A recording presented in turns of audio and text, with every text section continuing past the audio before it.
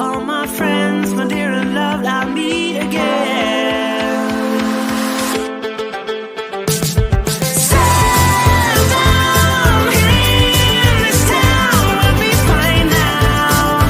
In the line just like everybody else around. We feel alive, yeah, we're alright. We are alright. Yes, we're alright. We are alright.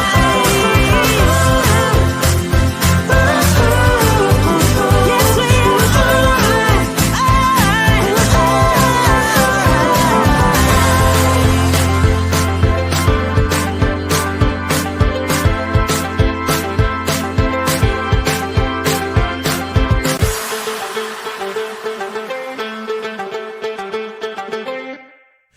Hello, everybody. Welcome back to the Adventures in Silvernell, the homebrewed fantasy world setting for our online game of Dungeons & Dragons 5th edition. I'm your Game Master, Scott, here to play with Andrew Krug, Hello. Michael Jackson, Oh, hey. Tanner Messer, Hi. Erica Webb. Hi. It's been a hot second since we've been on, so really fast, just tell everybody your character name and your class and what level. Oh my god, I wasn't ready for a test. Oh, Lord. Get me back Who's into going it. first? I am Princess Mizuminu of the Azirian Kingdom. I am a level 12 warlock. Thank you. I am Sair Goth. I am an 8th level druid and a 4th level ranger. Celia, the last of the Prince High. I'm Celia. I'm a pugilist, which was written by Benjamin Huffman, and it's sort of like a cross between a monk and a fighter, kind of. And I am Mirror Rage. I am 6 levels in Barbarian and 6 levels in Druid. Let's even split. Perfect. Mhm. Okay, if you're watching us on YouTube right now, go ahead and hit subscribe. Thanks for coming to our YouTube channel. If you're watching us on Twitch, you can use rooter points at the bottom of the screen to affect the game. It'll happen in-game. It's really fun, so check those out. Check out previous videos where we mention it, and all the cool things you can do with it as well. Alright, I want to get right down into it. It's been 2 weeks for us as players, as GMs. So, last time, on episode 35 of Princesses of Power, Campaign 4, Julius and Cassia Boggins took you guys to the Annex Castle, where you went into the public records room and found the kingdom, someone high up, was suppressing rumors that Olivine has been dead. So then you were taken up to Olivine's office at the top of the castle, and you found kind of everything that's been trapped away in this memory machine, I guess, whatever you would call it. Your mom was cursed to face a choice between letting him out when he is sucked into a vortex and dies, or doing nothing and the entire sea brining. And actually the sea's gonna brine the other way too, so it's a horrible decision. Unless she does something about it. Anyways. And then we have this really nice scene with Celia and Vafiel finally alone in the bedroom upstairs, with Seer guiding this relationship very nicely. The Boggins are let in on what's going on. They apologize. You guys learn about where the food folk fit in, about Unit 62 in Van Greech, and you took a long rest. So, everyone tonight, before you wake up, is going to have some experience in their sleep. So I will let you all roll to see who goes first, unless you want to talk amongst yourselves and figure out the order you would like to have your dream. I'm down to roll some dice. Right? Roll it. It's a nice game. Self-centered. I got a You 2, want canonically. Let's get into it. 16. Should we add initiative? 15. Sure, add initiative. 4. Then 18. An 8. 17. Okay, so Mira, Mizu, Celia, Seer? Sounds good. Okay, perfect. Mira, after you go upstairs, after rummaging the kitchen for food, what did you take upstairs with you that you found in the kitchen? Oh, definitely like leftovers that we were late for dinner, but like I'm really glad that they had like their version of taco night is how I imagine it. Except it's like really like fun, whimsical type of food items you put in tacos because these people are wild. They're just so happy and do weird shit all the time. I'm not used to it. But definitely that, maybe some popcorn, like whatever I could really shove in my. I was ready to munch and just drool and zoink out. Okay, cool. You take all of that upstairs with you. The whole time there's the stench of your legs kind of pouring into this room that's kind of Some say stench. juxtaposed by kind of the interior of their home that's so put together. Someone in this family is really keeping it tidy. So it seems to stand out even more as you can hear the slosh on the hardwood of underneath your feet with your zombie legs. But I'm you just go like upstairs- kicking chunks of my legs in front of me into my room that are like falling off. I'm like, I don't want to leave these in the hallway. Later on, after you've eaten your food and passed out, you almost don't feel like you've fallen asleep. Like you got comfortable, but it's almost like you just got up and went back to eating more food, even though in that moment you go into a dream. You fall asleep fast on your bed, and as you're sleeping, you start to see this sandwich made of taco meat with different potato chips in it and stuff kind of float Wow. towards the seaweed thicket where you're from. Food underwater? You smell the smell of the meat inside of that package floating back and wafting past your zombie leg stench as like the seaweed thicket kind of opens, and in the distance, way off, this green light, and in front of it is swimming this merfolk holding a bag of scrolls. Who are you, Scroll Daddy? You hear off in the distance, Huh? Louder. Man. yeah, you just see him coming. Kind of takes a moment, takes his breath, and then kind of swims faster again. As he gets closer, you see it's this young-looking kind of page at the palace where you work as a council member, and he's got this big bag of scrolls, and kind of dumps them on this aquatic floor, and the seaweed kind of grabs it and holds it, makes a barrier underneath, and he hands you a big scroll that reads to you that they hope you find this message well. Council Member Mira, as we navigate the shifting tides of Eudothia's political landscape, it has become increasingly clear that our relations with civilians on land require careful nurturing and strategic maneuvering. And that's all it says on the scroll, and then there's just kind of like a waiting response on the scroll. Am I supposed to write? What do I write with? Or do I just talk into it and it writes itself? All of that appears on the scroll. Ah, fuck. Period. Our alliance with Azir, while valuable, may not suffice to secure our interest in the long term. Given recent events and the shadow cast by our former leader, Olivine, it is imperative that we take proactive steps to strengthen our ties with other land-based civilians. Space for voice. Well, I happen to be on land, so this would, dope coincidence is happening here since I ran away. I can do that for us. The scrolls kind of fall out of the bag and kind of roll out as the seaweed kind of unravels them to you. They roll out in this formation, almost like a piano formation, and then unravel all the way at the end. So you can see on them, they're a diplomatic outreach, trade agreement, and I'll give these to you in a bit, cultural exchanges, defense alliances, and humanitarian aid. 5 goals and scrolls to help Eudothia. Goals and scrolls. Well, at least it's here in writing. God, I'd hate to have to remember all of this. It says, I eagerly await your feedback and stand ready to support your efforts in any way possible. With kindest regards, Council Member Cato. Oh my god, hey Kato. It fills in and then just does like kiss emojis. Perf.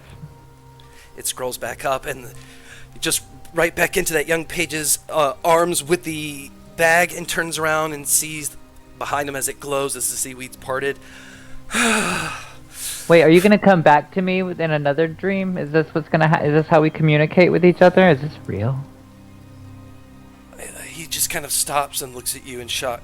Roll a persuasion check. Fuck.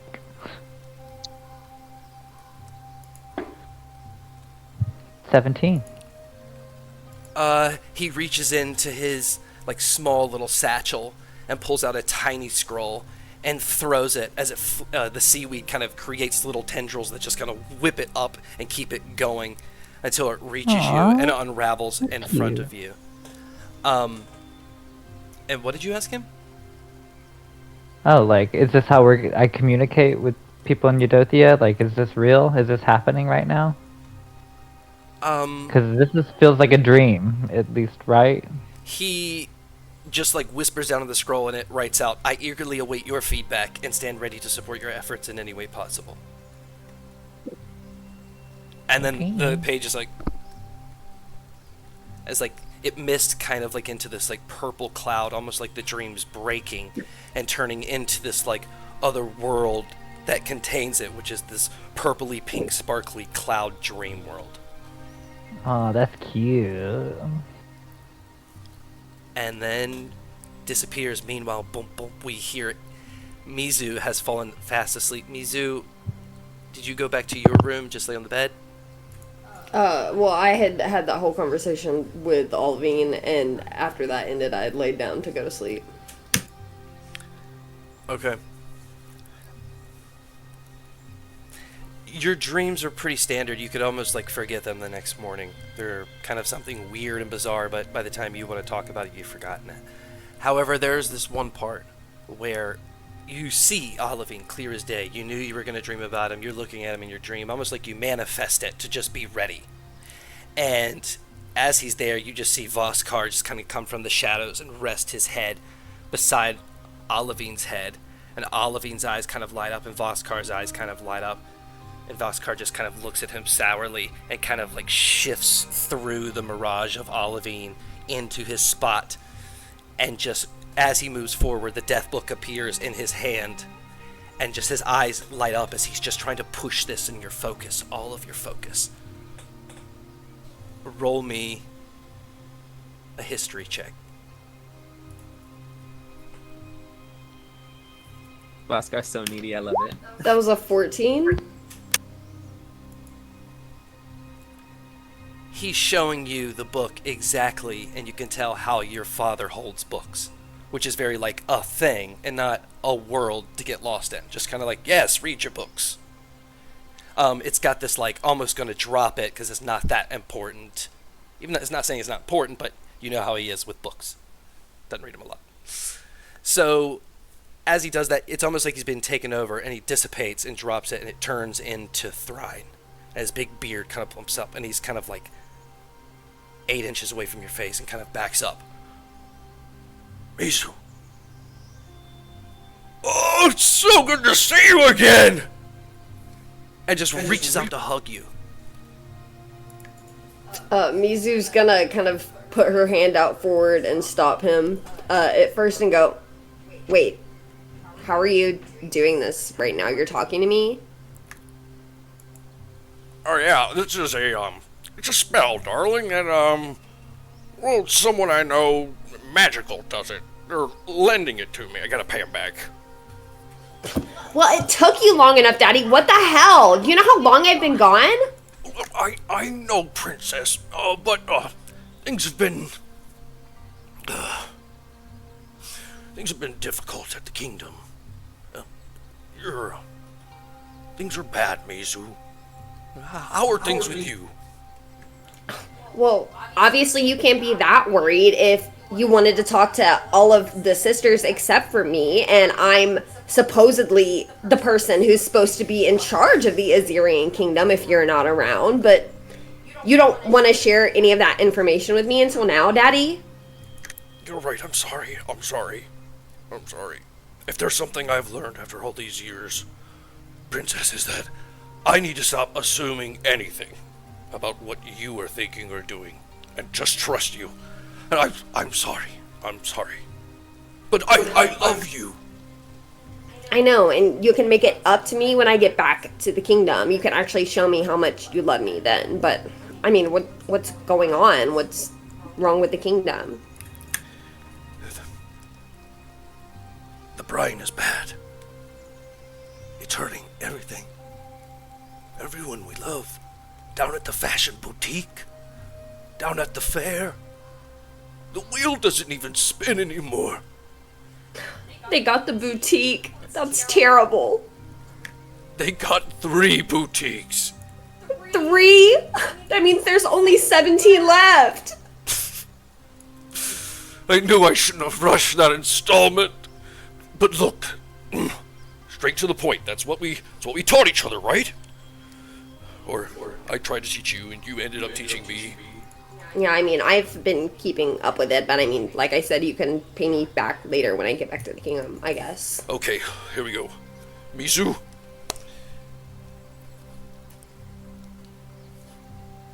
Don't find the book.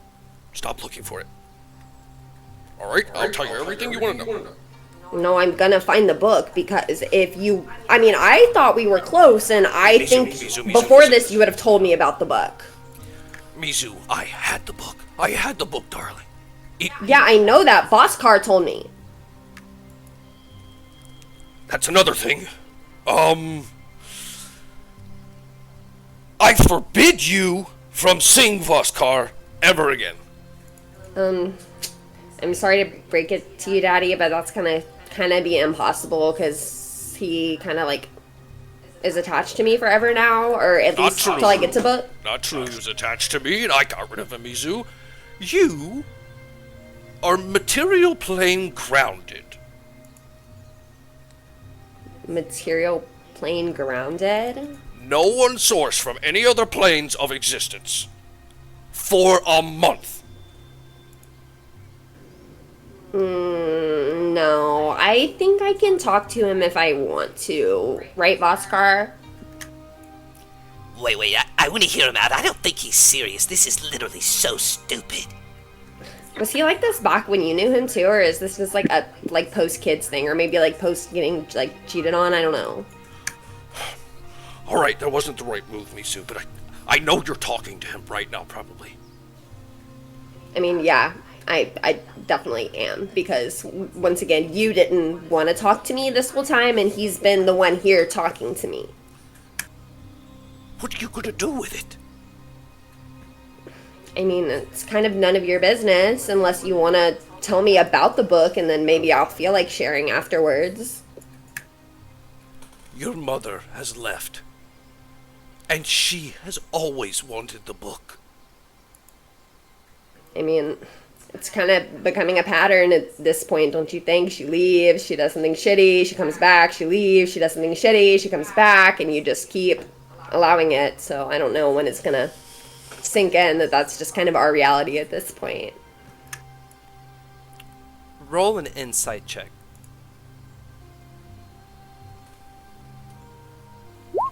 That was an 18. Let's go, Mizu.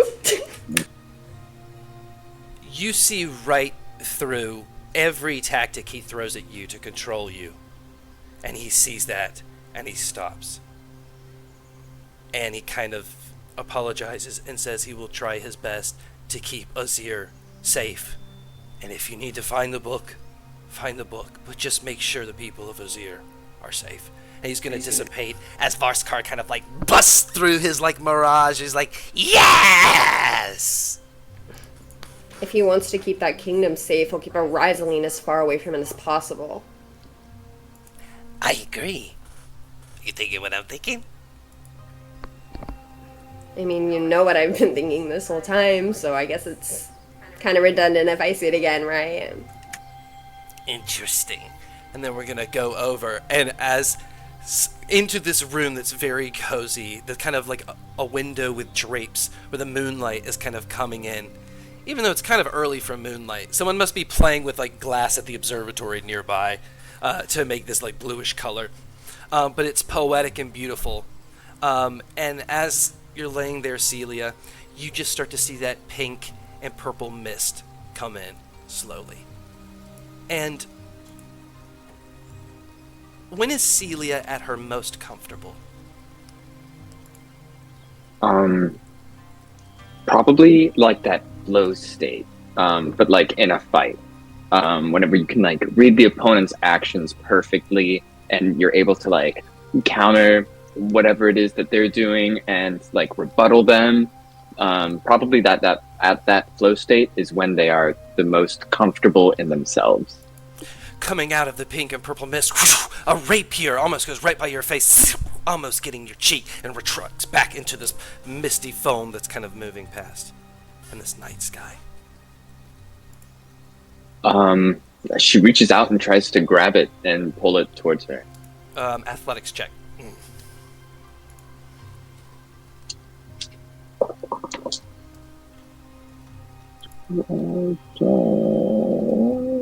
This is going to be a 21.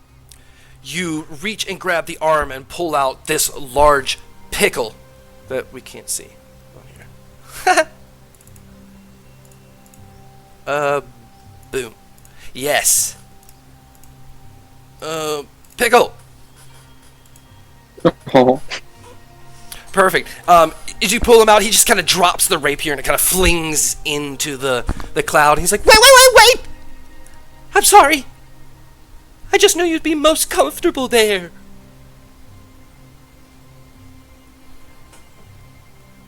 What? I know your brother. Henry? What is This isn't... Is this... What's happening? You and all your sisters and Mira are dreaming right now, so your bodies have already been exposed to so much dreaming already, and since your brother is a dream walker, you guys are really susceptible, so it's kind of a standard thing that you guys just kind of sleep at the same time now. So I'm not gonna hurt you. They already do enough of that to me. I know you're not gonna hurt. I'd like to see you try, though. It's self-defense, the rapier. Yeah, in a dream. Listen.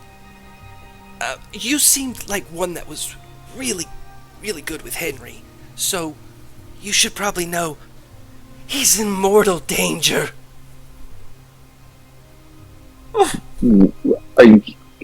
Okay, could you go into a little bit more detail for that, please? Like death!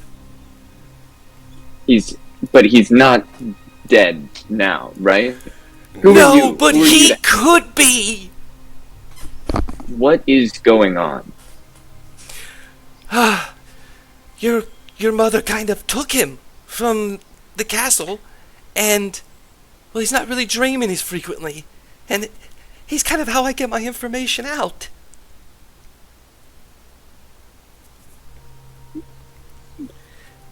Are you using him like a tool? Like, no, who are you to him? I think it's better if I show you. Huh? Apprehensive handshake, I guess. He kind of takes your hand and kind of pulls and tugs like, huh? And points back at like these just clouds, this endless clouds and galaxy. I'll walk into there. And kind of like lets go of your hand. Huh? All right. Okay, cool. As you take off, we go over to Seer. Seer, you're kind of floating above in that same plane and just watching all of this, just kind of like above with your passive perception that's so high, and just kind of radiating more purple inside this pink and blue world. And you see on the other side these fields and fields of crops, like coming out of the clouds, kind of almost like it's showing you farms and land.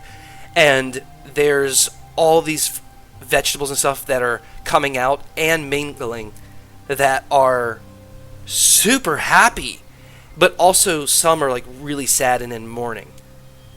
Roll me an insight check.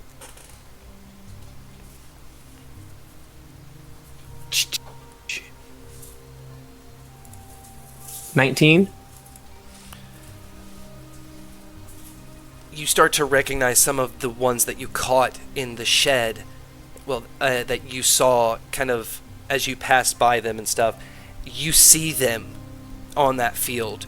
It looks like one of them is kind of making art with the wood, while two of them are kind of building a hut into like this dream that it's portraying and stuff. And individually, it looks like all of them are fulfilling whatever they want to do that creates stuff together. And it's the complete opposite, and you don't hear that chant. And I try to speak to one of them that I recognize. Yeah, as you zoom in, you see this bushel of celery that like doesn't look like it's pressured that much. It just kind of comes up together. It's like perfectly wrapped, but not. And sees you coming and just gets anxious and then kind of runs towards you as it sees you. Hello! Hello. Hello. Welcome! you- You're in this perfect spot where I love to run. It's my destiny to run. Oh, okay. Is that all you do is just run?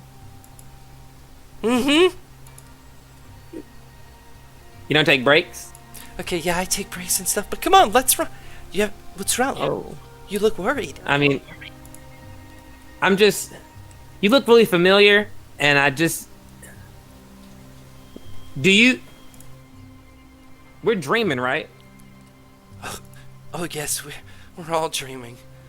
I don't know what I would do if I was awake. The things I Okay, hear. well now you look worried. Oh, you're from the other side. All of life. Aren't you also from the other side? Like Not my physical I said, you're form. dreaming. We're stuck here dreaming, but our dreams are perfect. But whatever they do with our body we hear is horrific. It's just the melody. We've turned away from the melody here. They can't get us here. Wait, I've seen your physical form on the material plane. You don't like want it back. It is running. So like it. I'm dreaming. You have to wake me up. Do you want to wake up? No, I want to dream forever. Well, that sounds counter.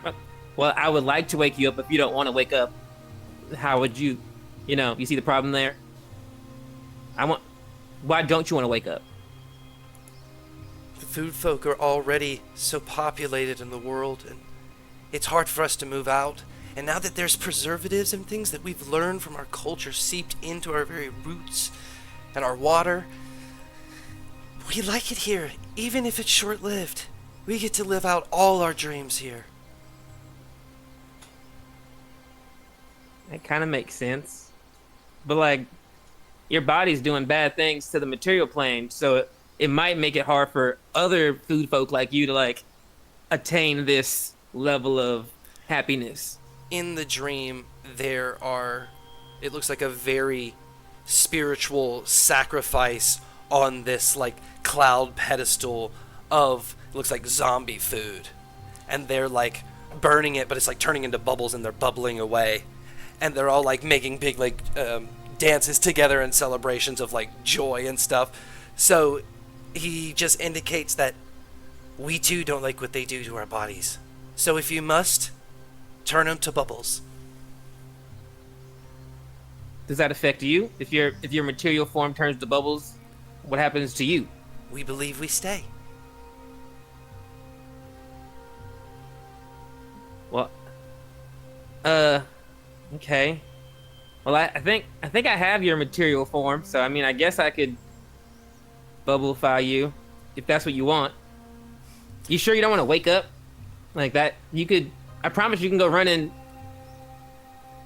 when you wake up. You don't have to. Only if you could wake up all of us. Does everyone feel as strongly about staying asleep as you do? He just kind of looks back in the celebration. And as you're looking, you turn to look back at the crowd. It's just Celia walking into the scene right in front of your face. Kind of in your scene. And then just kind of walking through where Thrine was talking to Mizu. Mizu, you just see Celia in your dream. and the pickle's kind of going through, just being like, yeah, just get a quick snippet, and just then walks through to Mira's, and it's very official, and he's like pulling you back from the seaweed, and Mira, you see a pickle holding. See, everything's connected in the dream plane. Do I see the pickle? Yeah, you all kind of see it, like your scenes are like cheesecake sliced together in this formation, where behind you is your scene, but you're all there with Celia in the middle with the Mr. Pickle. You're all Mira dreaming. looks around and just like, what the fuck is happening right now? I think I'm not used Seer to this goes dream shit. Sorry, what'd you say? Oh, I said I'm not used to this dream shit. I don't know. Yeah, Seer gets confused when she sees Celia, and she's like, "Why are you in my dream?" But then she sees the pickle, and she like thinks about Mr. Pickle, and she goes straight into like hunter mode. She starts to dash towards Mr. Pickle, like. "Ugh." You slide in. You, Pickle, Mr. Pickle. Oh, yes, Mr. Pickle. Princess Seer, hi. What are you doing here? Your brother's been taken, well, in my words, taken, and we're both dreamwalkers, and I'm worried about him. And it's a long story, but you probably want to hear it all. No, my brother's been taken. A dreamwalker. These are all new things to me. I would love to hear it all, honestly. Basically, your brother and I are ones that can ascend the dream plane and find what we're looking for, so to speak. We've had a long time for your brother, not so long, but long enough to gain this ability, and so other people know that I'm a dreamwalker and I've been captured, and I'm not a very good liar, and so I'm trying to warn your family about all this impending doom and stuff, but, you know, they then hit me and ask me not to say things, and then I don't want to tell you things because then I have to tell them things. It's not kosher. Our family kidnapped you? What the fuck? No, the cherry pie! Cherry pie. No, the guy with the bad smell. Yes! Yeah. Yeah. He has you? Yes! Are you part of his plan? No! Yes! Yes! So we can No! save you. I mean, obviously you're not Yes, with his plan, but are you? you can save me, but, yes, I'm in a bunker in a hole right outside a field of crops. The nursery. Where? Bunker in a Close hole. to the Phoenix Fields. A lot of people don't know about it. It's right outside. Looks around. Phoenix Fields. So- Anyone? Are you in Silverware? Silverware, is that? Yes, it's west of Silverware. Ooh. All That's right. a wave. Silverware is not close to where we are, but we could get there eventually. In a bunker near a farm. Doing However, what? that is also where the food folk soil and future food folk things are being made and grown. So Yeah, fucker cherry pie and his shitty song. What do you know about that? I kind of came up with the idea. The All right. fuck? So let's get something straight. What's your deal, buddy? Well, it was the first time the cherry pie sweet had seen a brined vegetable. So he loved the idea, and you know, I've lived quite a while, and I've gained a lot of knowledge because of it. And they thought if we could do it more and more people could, and it became experimental. And then he took it really literally and did it with a lot of them. And then he had the idea of singing to soil. I didn't do that part. So brine is not necessarily bad. It extends your life, it seems like. Yes, it's the voodoo part in the fields. We did that's the crazy stuff. Imagine trying to get this information to you through an 8-year-old. That was an interesting choice to go about. He's surprisingly right? tactical. Let's give him a little bit more. Yeah. We did know that food would attack us, and that is kind of accurate. It set us on the right trail, so that's good. Why the whole sea? And what's cherry pie? I know he's working with Olivine, but like, I don't know that part. They never let me listen to that. All I know is I'd see cherry pie come back with chunks missing out of him. some of his favorite cherries. Oliver liked to eat them or something. It was really kinky. I don't know. Do you know about reversing the song? Is that a possibility in your expertise? I think just stopping the song. I don't know much about that part. I'm a brining what expert. Okay, perfect. What about reversing the brine in the sea? How do we do that? Oh, yeah, no way. What? It's just gotta dissipate, and it'll forever be there until it's evaporated and reused somewhere else. It's a low quality. If you stop it sooner, the longer you wait, the more it'll infiltrate the entire everything in Silvernell. Well, a bunch of the sea is dying actively, so it might. I mean, we're past that point. It seems like. Yeah. I do have to interject. Henry is too, maybe, and the pickle was about to like show something, and I feel like that's a little bit more pressing than whatever questions we have that we'll be able to put together at some point anyway. Oh, I didn't know you were doing something. I just saw the pickle and got excited. Sorry. No, yeah, Henry's in trouble, says the pickle. Being And kidnapped by who? yeah, Well, it's not so much being Right. taken somewhere because, your mom always kind of takes him places somewhere, but then again, they've been keeping him locked down for a long time ever since, he found out that you guys were going to get assassinated, and so then they set it up where you wouldn't get assassinated. So, Yeah. they keep him on lockdown I mean- usually, but now he's gone and he's not dreaming, so are they keeping him awake? Why would they do that? I don't know. That's not good for Yeah. childhood development. Maybe you guys should, reach out to your parents. I know you guys don't like that idea. You have nightmares about that one. I mean, I also just- just don't know how it would help.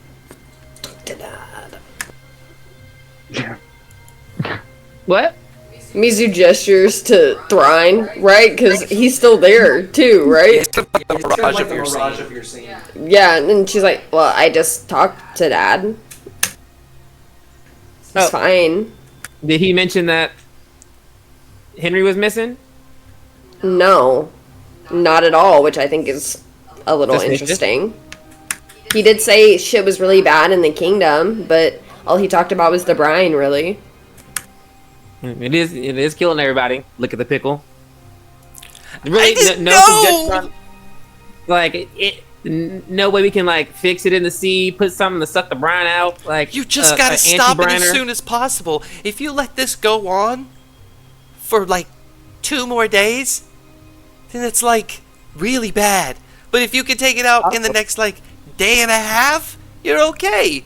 This thing's wonky. Do you know how to take out the brine? Because we don't know how to do that. That just seems like a sentence Yeah. you say to us. Brine expert. Warforged where's the don't brine at? dream.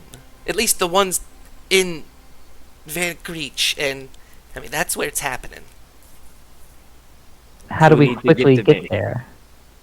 Well, Van Greech isn't far. Well, you That's much can't look closer like than- you guys Oh, look. it is? You gotta look like a robot, kinda. And it's in Unit 62, Experiment 62. You go down in there, and they've probably fortified it so well, I don't know. And just, poop, boop, boop, whatever you gotta do. You guys are amazing, honestly, I've seen your best hits. And, just pedazzle and stop it. All right. Right?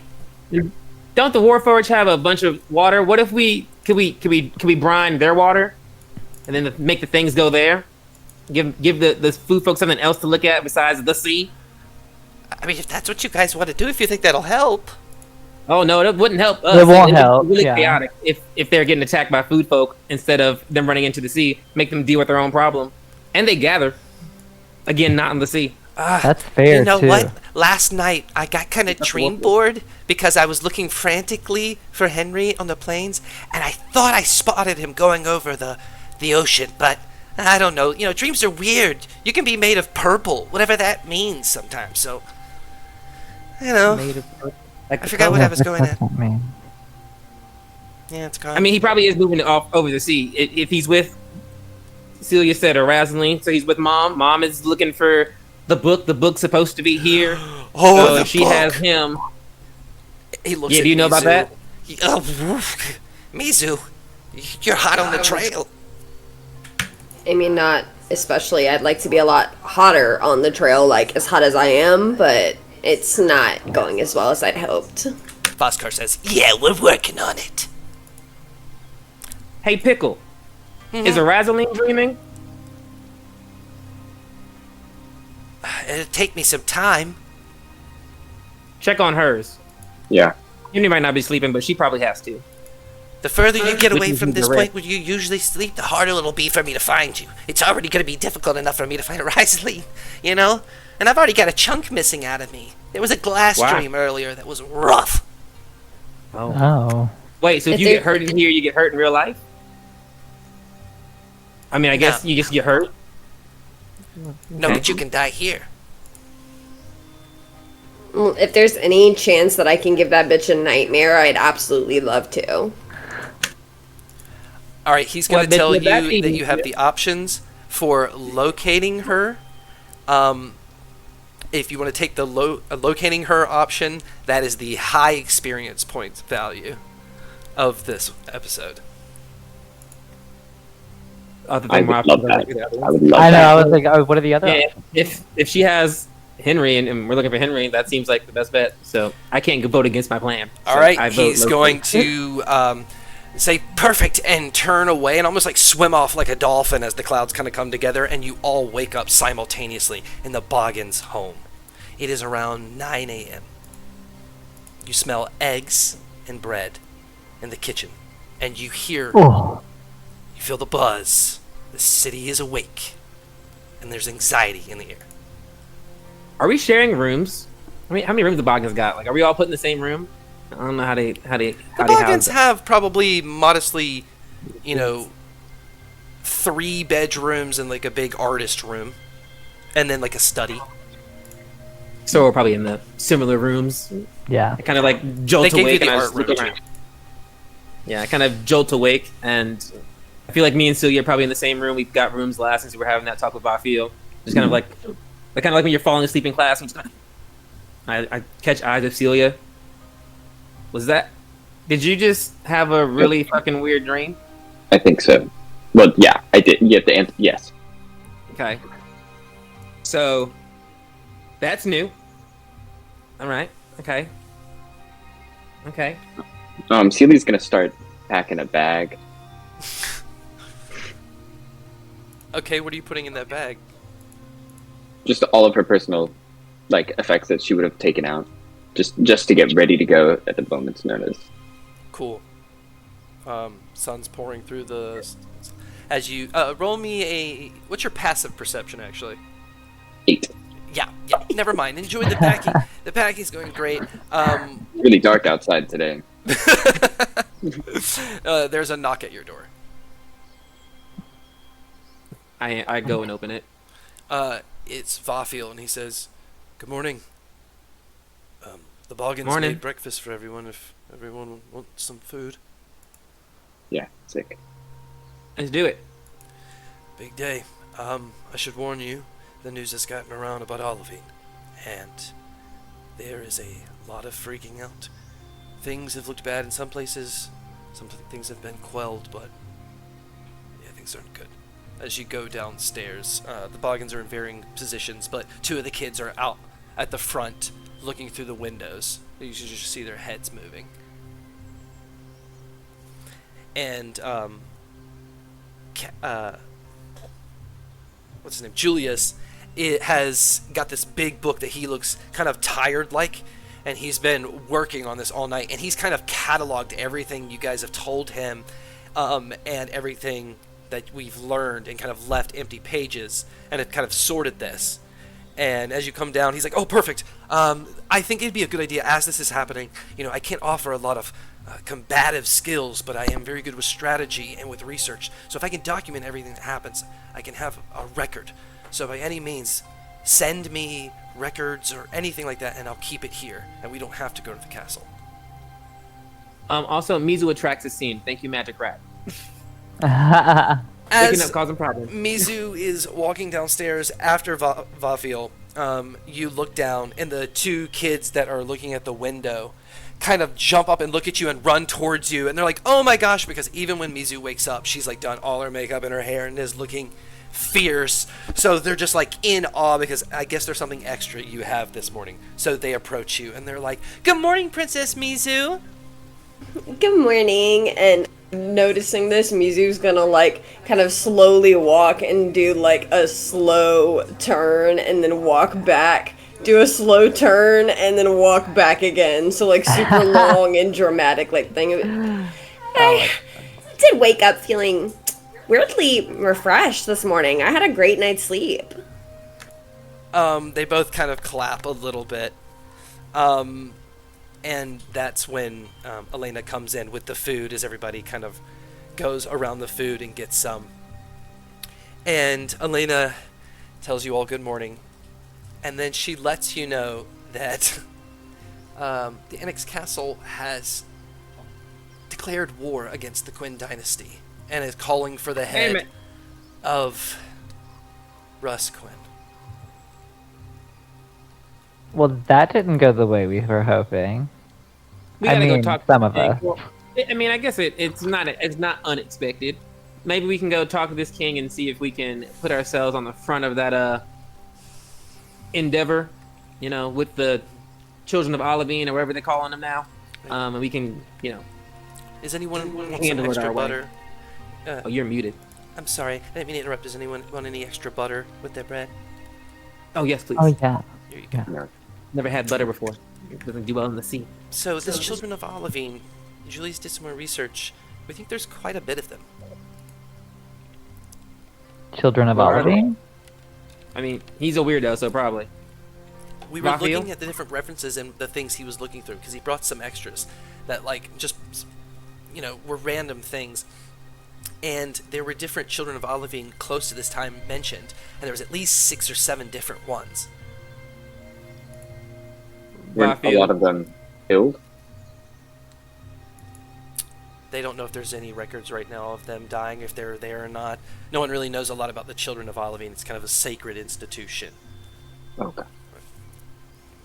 Well, we do have a Child real of one. Olivine. Yeah. Well, yeah, I mean, we got Celia, who's, you know, technically, but then Raphael like grew up there. He was, you know, in the house. It's perfect. Well, now you know kind of the pool that you're going against, at least that we could find, you know, with your persuasions. Do you think they'll like? I mean, if no one's seen them or know who they are, they might not be an issue, right? There's just we just know they exist and they could pop up at some point and be a fucking nuisance. But True. they don't know us yet.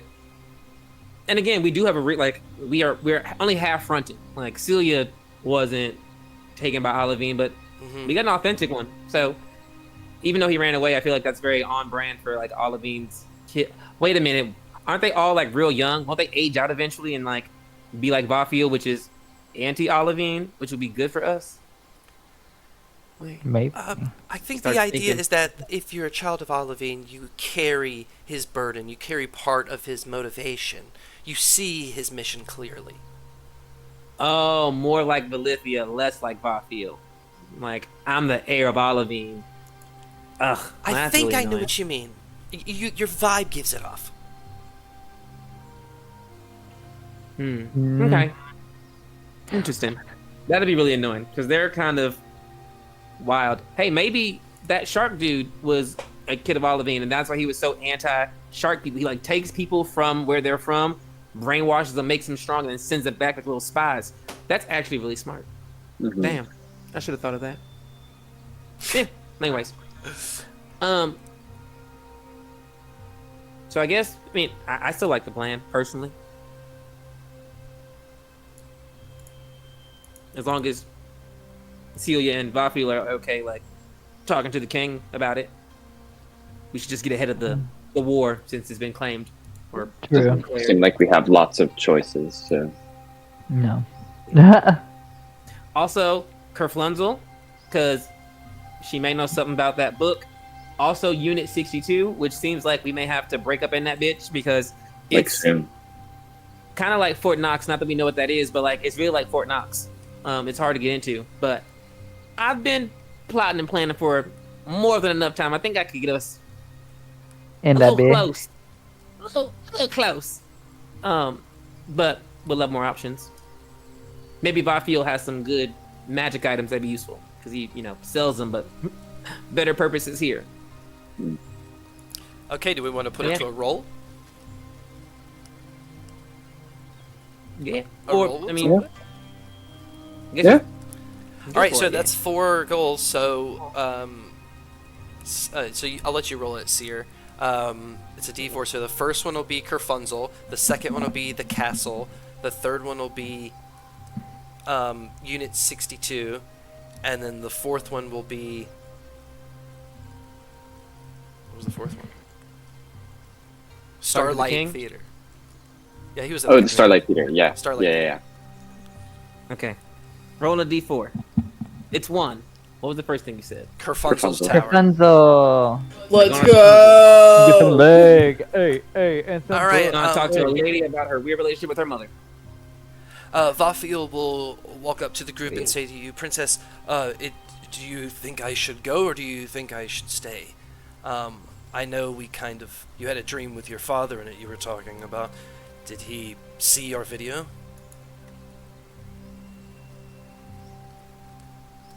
He's talking to you.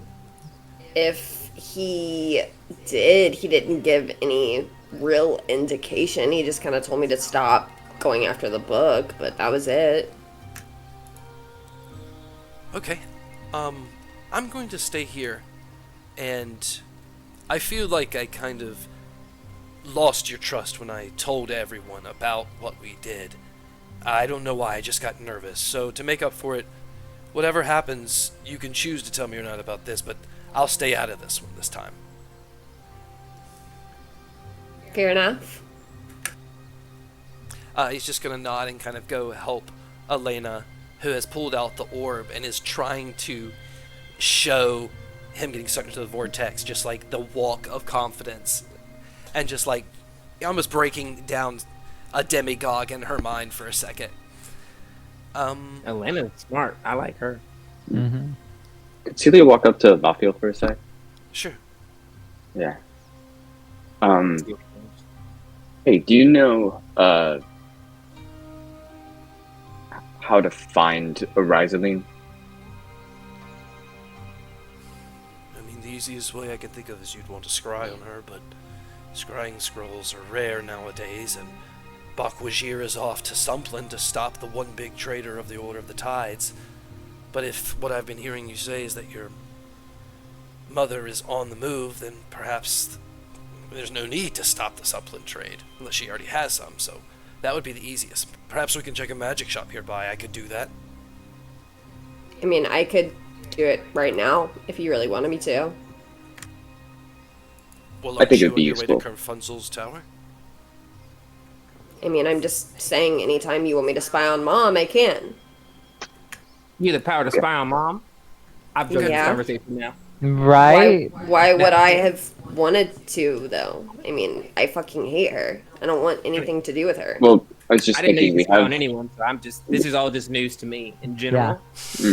I mean, I am the only important person, so I would only really spy on myself, I guess. Sure. Yeah.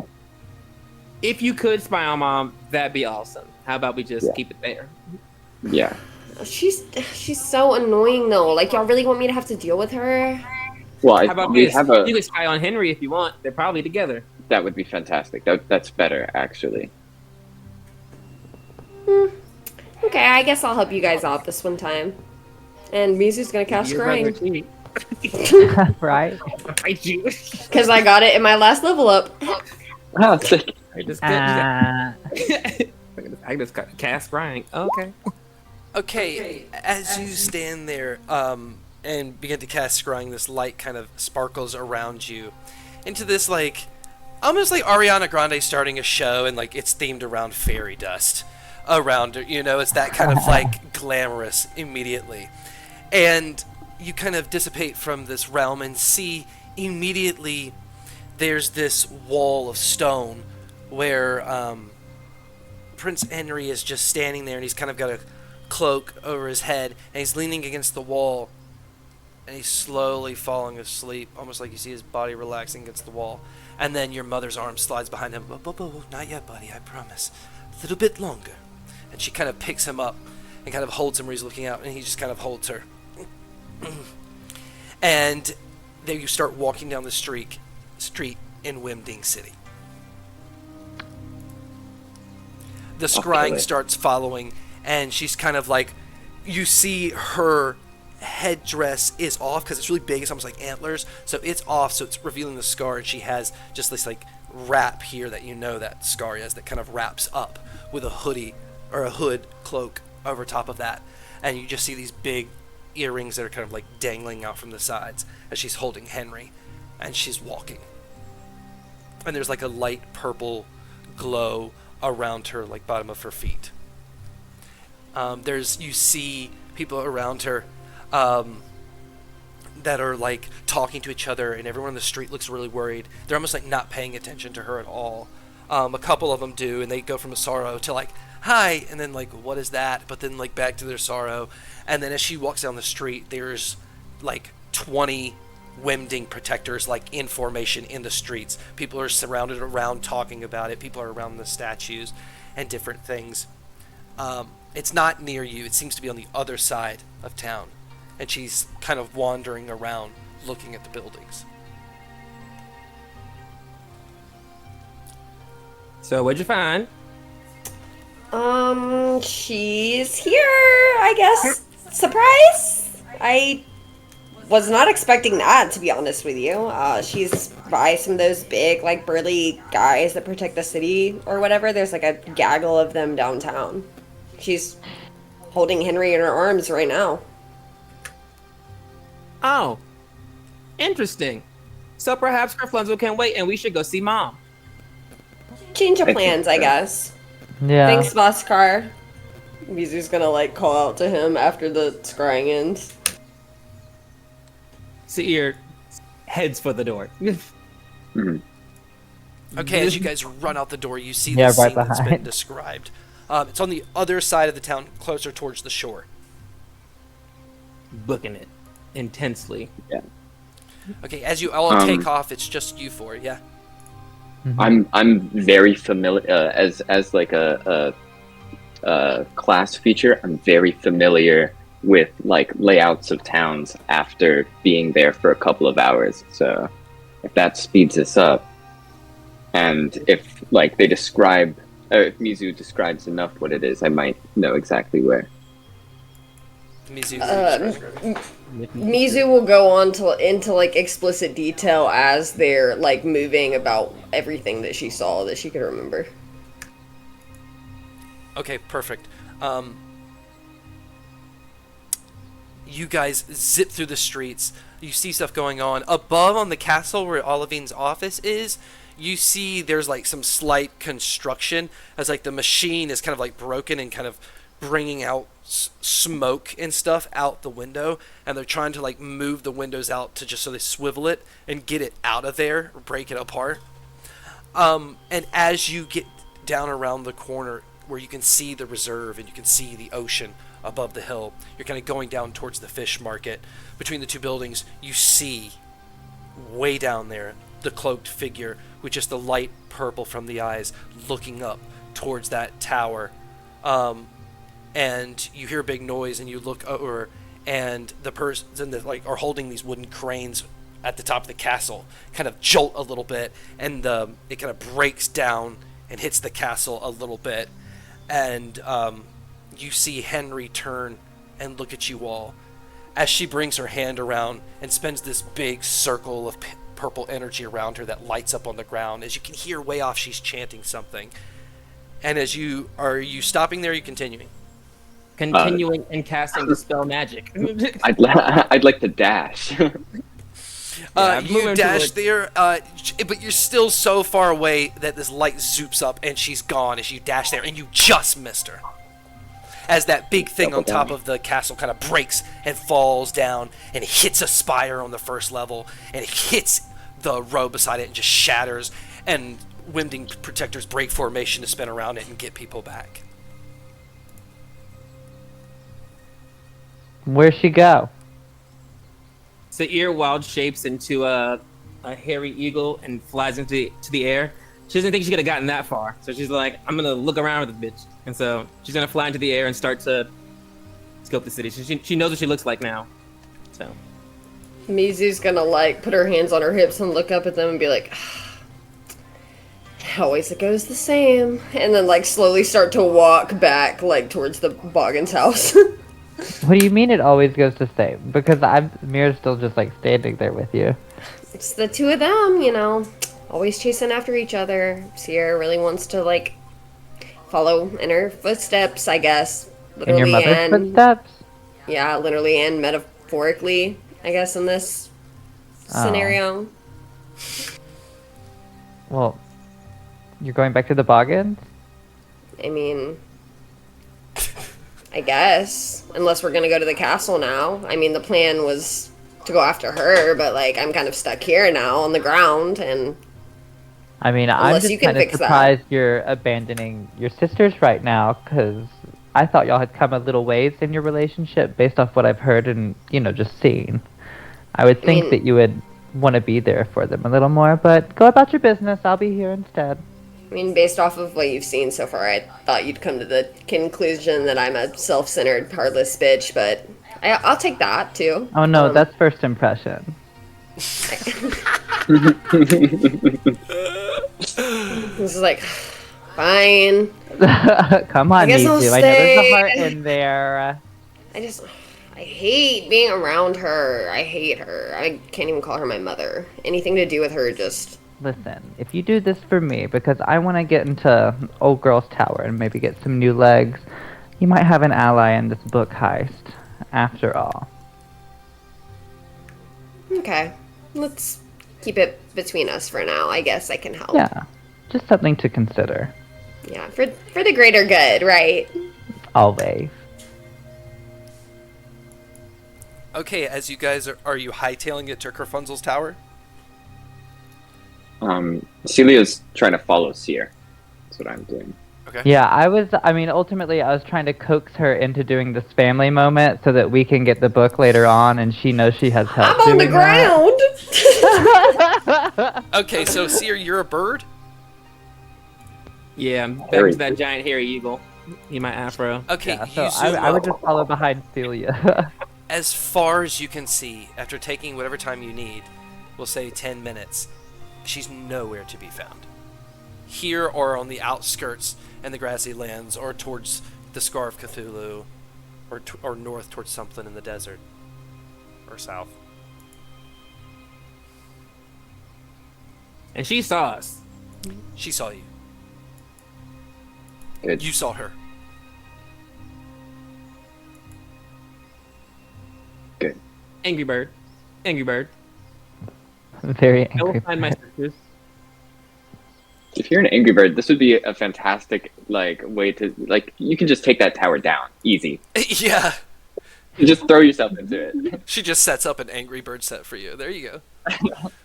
Alright, so where are we going now? We're paused right now in the street as people are worried about Olivine's passing. Yeah, that's kind of joyous to take in after hearing about how nice he's been treating these assholes. Little Kingdom has declared heartbreaking. war. The city's doing Mira some well. Big happiness. We love it. Seer's down to go to Kerfunzels Tower. She's gonna stay in her wild shape, but she can communicate telepathically. Yeah. She'll say that to Mira. Just Kerfunzels Tower. Yeah, since we can't find y'all's mom, we might as well go to Kerfunzel's Tower. Guess so. Strike one. As everyone kind of simmers with, what the fuck was that? What is Mom doing? Does she have anything to do with that? You make your way with this big hairy eagle in the sky through a declaration of war where people are being armored up and ready to go in a peaceful, winding way towards killing Russ Quinn. With that, we'll take a little bathroom break and be right back. Hey everybody, welcome back! Campaign 4, Princesses of Power. Alright, we had just had dreams, everything had just went down. We are now trekking through Wimding City during the middle of a declaration of war while troops are being put together and people are worrying what's coming. Rumors are finally being flushed out. You hear people saying, I knew it, everywhere. You make your way, while Seer Goth is in giant eagle form floating above. You guys get to the tower. You see it through the trees. It looks beautiful. The light seems to be shining perfectly on it. Hair is draped out over the balcony and swirls through a tree branch and down to the ground and down a hill. And it's glowing with magic that kind of pulses down gently. It looks kind of warm and bright. There is a door at the front. Can I touch the hair? You touch the hair and you definitely feel like almost a little numb on your hand, but nothing happens. Ooh. Seer flies up to that window that she saw before, where she saw the mom and the daughter being whatever, and she just kind of perches herself up there. Boop. Afro. Giant eagle with the afro poofs in, and you see Kerfunzel is standing on this stool, and her hair's coming down and it's draped all over the room. And I'll show you really fast, everyone at home. This big mural on the wall, painting of Wimding City. The hair is draped around with different plants highlighting the room. And there's this nice cobbled tile on the floor that's got like this southern aesthetic to it. There's ferns kind of growing naturally on some parts of the floor. There's a bed. There seems to be like a kitchen and bathroom, small room. This room's kind of octagonal a little bit. And then there's a hatch that leads down. Immediately, they see this big eagle with the afro coming in, and the mother, who's kind of as tall as Kerfunzel, kind of looks over with this kind of like very older, worried face with eyes that look very tired, and just yells, "Get! And starts swaying her hands into the air, coming at you, and her eyes look awake, and she's going through the window at you.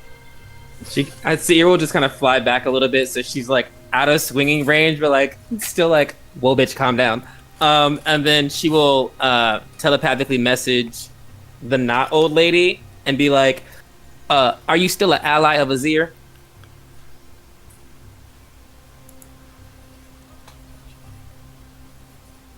Who is this?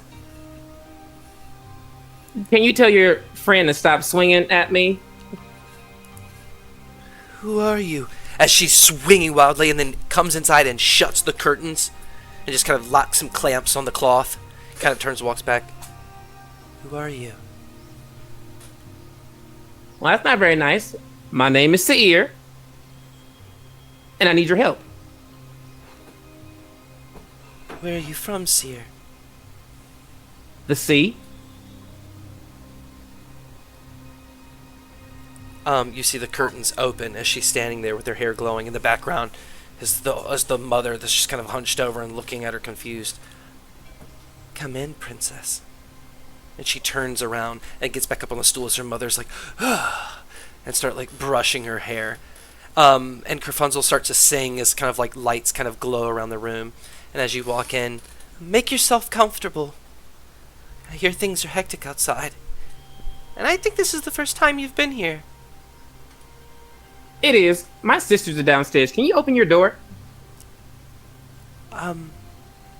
Yes, but...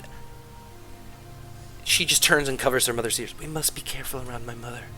She has experienced a lot of heartache and turmoil in her life. And she is frail and gets agitated quite easily. The way she was springing that broom, I wouldn't call her frail, but sounds good. I think whoever's the best of you at talking should just try to calm her down if she gets going. Mwah. That'd be interesting. It sounds good. And she goes over, hops, and opens the latch, and just kind of yells down, and the voice kind of echoes down through the doorway where you guys are standing. We've been knocking on the door. Is it an inviting voice? Is it telling us, "Come on up"? Like. Yeah, she's yelling, "You can come in now." Okay, I'll definitely make an entrance. Open up that door. Okay, as you start to walk up, you notice there's like small rooms inside this tunnel as you go in. There's doors shut and like the windows have little curtains closed inside. It's like 1, 2 floors, and then you come to the hatch, and you guys all step into this room. And she says, "Welcome, Princess Celia and Princess Mizuminu, and who are you?" Oh, I'm Mira Rage. I'm from Eudothia. She kind of bows a little bit, puts her hand. "It is very nice to meet you, Mira. Welcome to my home." Thanks, it's quite lovely. You're like gorge. You have to share your skincare routine with me because oh my god, you look amazing. Thank you. She kind of reaches out for your hand. It's really quite simple. Mizu will extend her hand forward to her. As she takes the bottom of your hand, your palm open, she drapes some of her hair over it and begins to sing this small, soft song. And as it does, your complexion kind of like clears up a little bit, and almost like your pores seem to get healthier. As she just kind of drops her hair and just kind of smiles at you. My hair does so much for my complexion. Wow. Well, that's quite the trick. I must say I'm pretty jealous. My hair doesn't do anything as cool as that. It comes with its troubles. I carry a responsibility. I must help others who are in need. So tell me, how can I help you? And yes, I knew your father. See your wild shape or unwild shapes from her eagle back into her gothy princess form. Looks at her and she's like, wait, guys, she sings and it heals things and she wants to help people. Evil song that turned food bad. This could be her answer. Good song do heal. It evens out the other, maybe. If she's good enough. I mean, I was thinking about your legs first, Mira. Honestly, if I were you, that would be my first priority. Oh, yeah. Can you do anything about these? Yeah, but the food folk are important too. Like, don't get me wrong. Like, they're Oh important yeah, too. but like prioritize because I wanted a chunky ass, but this is quite literally a chunky ass because there's chunks missing from it. She tells roll a persuasion check as she looks at like her notes of like request from people in town. I cast guidance on you. Thank you. You got funky legs. Thank you. Guided to the D4, right? That's a 10. Beautiful. She says, "I can do a little bit, but a long time. I would need to spend a long time to do it, and unfortunately, like my mother." Oh, what if I just like wrap my entire legs in your hair while you sing, like a hair wrap? I used to do seaweed wraps on my tail underwater, but isn't it kind of like the same thing? I just watched what you did to Mithu's face. She'll wrap it around your legs and kind of like walk around you and almost like trip, whoop, and just kind of jump around. So sorry, don't fall. wings like almost hit Mizu in the face.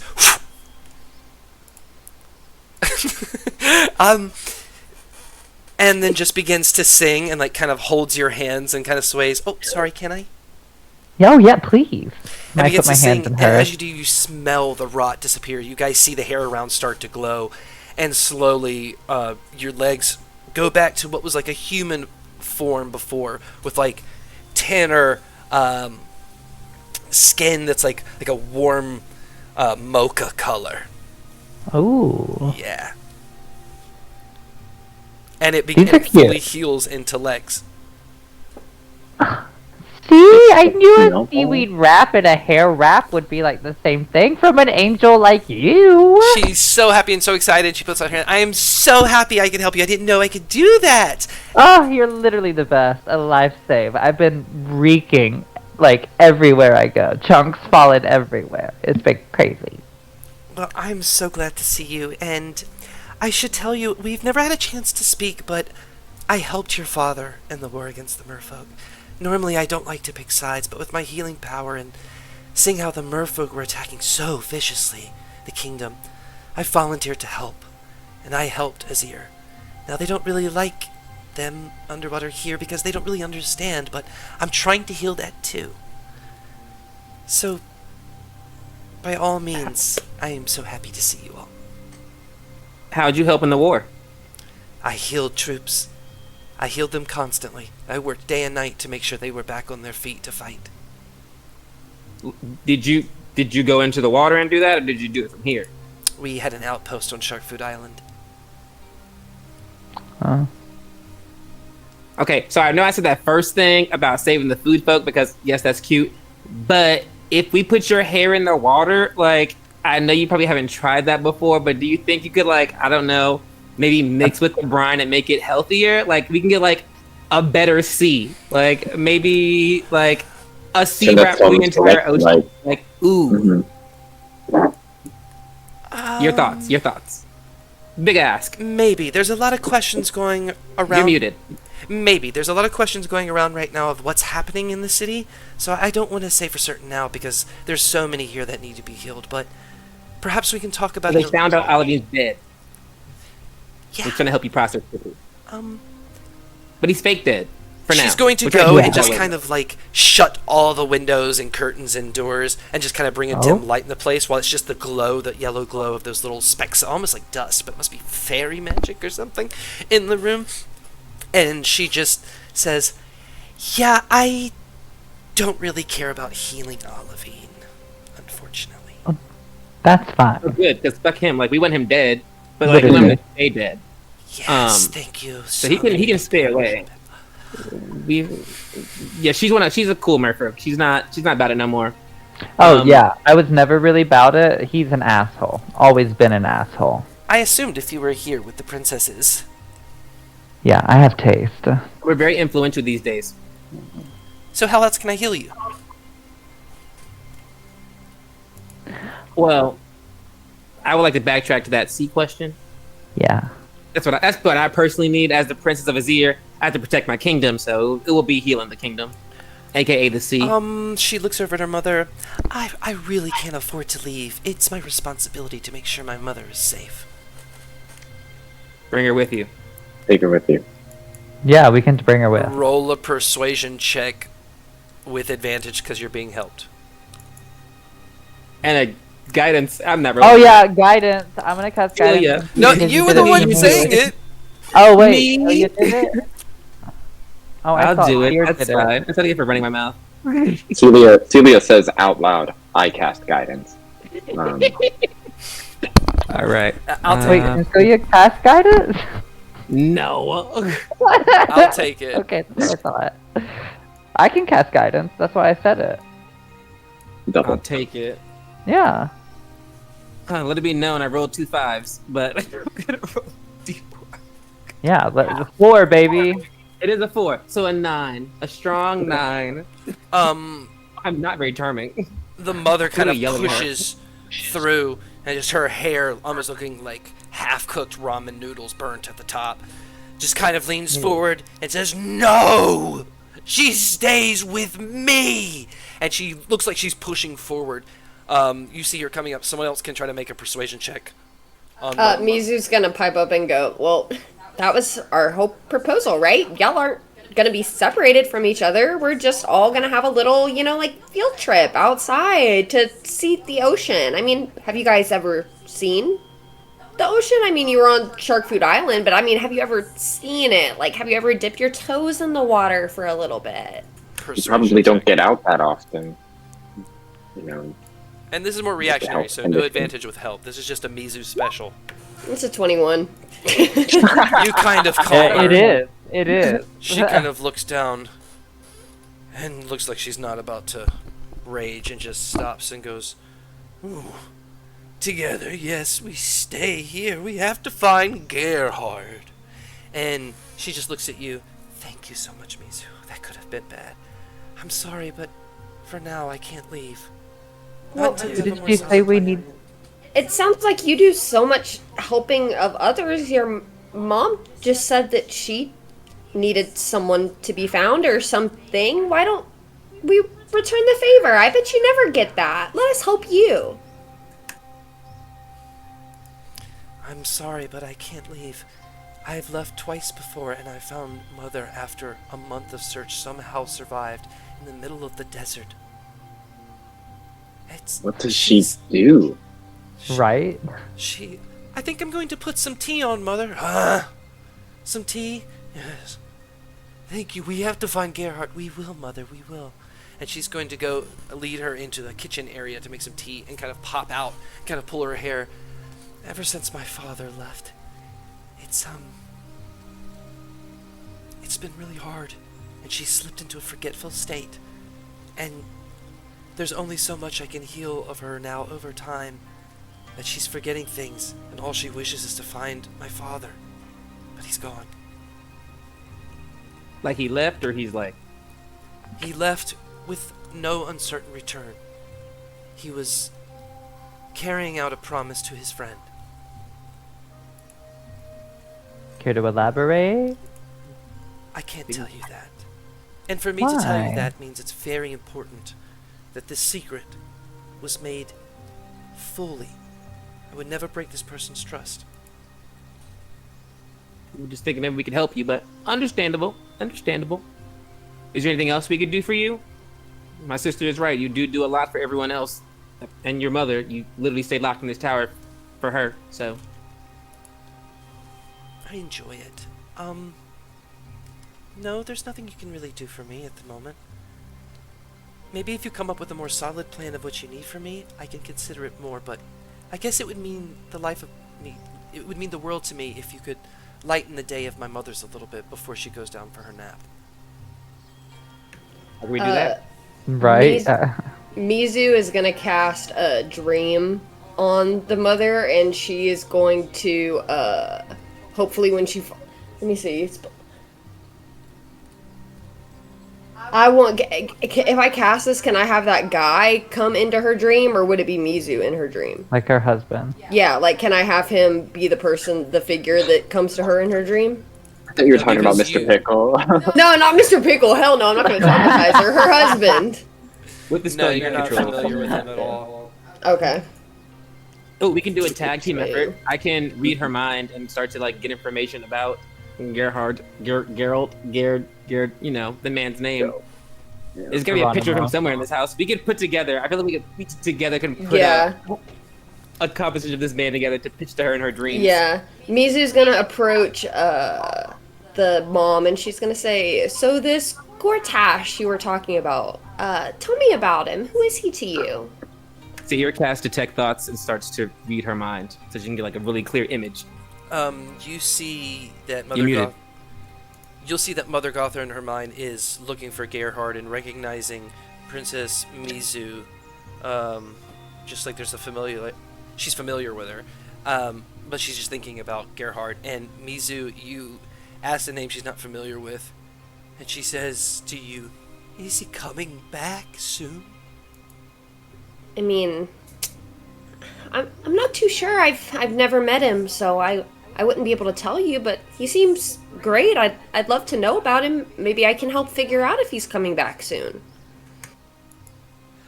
He carries the load of millions. He must come back or not fall. And she grabs your arm. Tell me he's coming back. Well, I mean, how could he leave someone like you behind? I don't think he'd ever do that. He carries the book. The book, like what book? You guys really into literature?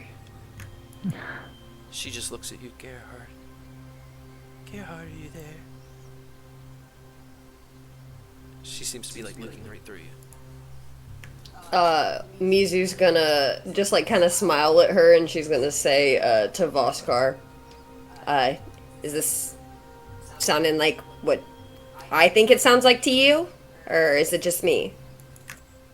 I don't know, ask her. Fuck, okay, fine. So, a book? What kind of book? Maybe if I can find the book, it'll lead me to him. What's this book? A book of death.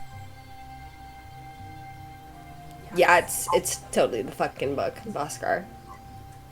She just kind of reaches at one hand on the outside of the kitchen. She's on the other hand, as she just looks at you and smiles and just does like a death book. And you hear Kerfunzel being like, mother, and just looks at you, Mizu, like freaking out. And she just multiplies around the room like a hag and starts to laugh. I'll take it myself. Everyone roll initiative. The fuck? You works her up. I didn't know she was gonna do all that now. I was like, God damn it, Grandma. Granny in all her faces, okay? Right?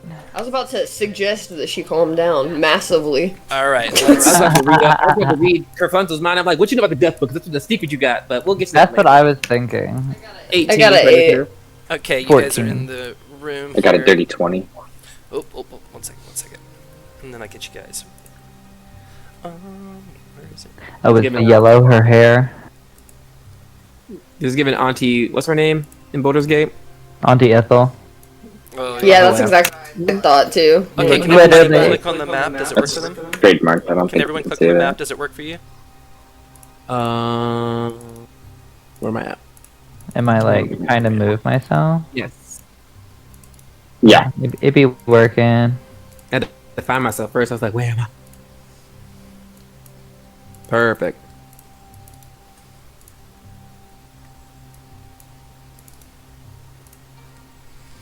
This old hag ass. Listen here. All right. Right? You see this room right here. You can see it's inside. So on the bottom left is that kitchen or is that bathroom area with a doorway. Right outside of that is like a kitchen setup. Towards where Mizu and the hag are. It's like a little doorway that goes outside. That's where Seer was at. All the yellow is hair. At the top is a big window with light shining in.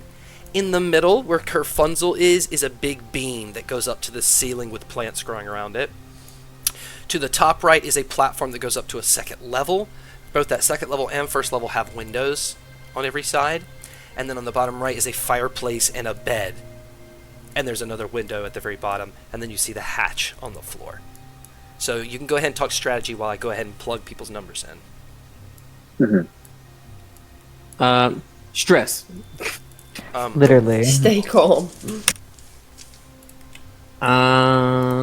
Like I don't want to kill her mom, so I guess her But pulling I punching will. here. If she starts it first, I will finish it. I think I'm gonna go for crowd control. That's gonna be my objective. Mhm.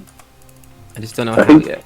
Yeah. I think I'm my feeling like just raging and staying central and kind of being like a bit protector mommy for a minute. Mhm. I think my initial thought was to like try to find and restrain the original person. If you want to go on the hunt, I'll protect. Mm. That's some I'm not the good- greatest findy person though. just start keep out punching, inside. and if you go through one of them, you know it's not real. Let it Okay. be known, Scott. I do have this true sight eye, which sees through magical illusions. So if these are, if any of these are illusions, then I can see through them. Right. So I can see invisible creatures and also into the ethereal plane. We've also got that detect thoughts going. And also I got detect thoughts. Are they both concentration? No. Detect thoughts. The eye is the literal detect thoughts eye is that she concentration. has. Look at the eyes in my face. Yeah. Gotcha. Right. Okay. Mizu, what is your initiative? 8. All right. Seer. 18. 18. Here we go. Mira 14. and Celia. Dirty 20. Okay, let me put them in descending. Okay, so it's going to be Celia, Seer, all the Funzels, Mira, Mizu. Your characters are like 5x5. Ignore the tile on the floor. There you go. Welcome back. Here we go. Let's fight.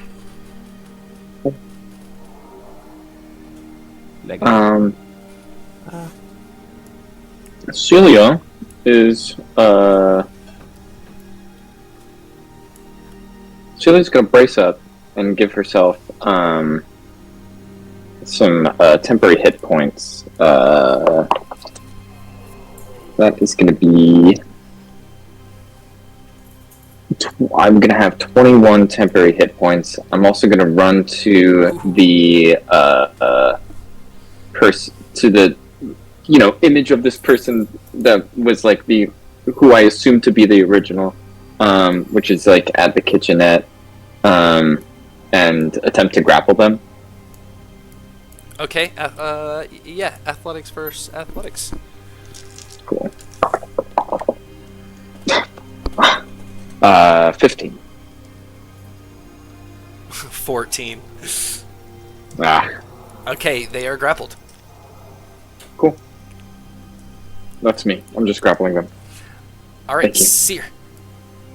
Yeah, I look at the one that Celia is grappling, and then I kind of look around. Do these all seem like corporeal beings, like, or are they illusions? They seem like part of like a duplicate spell, and you can kind of see what you feel like one is the original, but then it kind of changes to another one. But you're definitely sensing like the original is like in one spot for a little bit of time before it moves. Do I assume it's the one that Celia's holding? Or can I tell it's one that Celia's holding? Because she's holding there? It seems like it's shifting. Yeah. Yeah, currently it looks like it kind of is. Okay.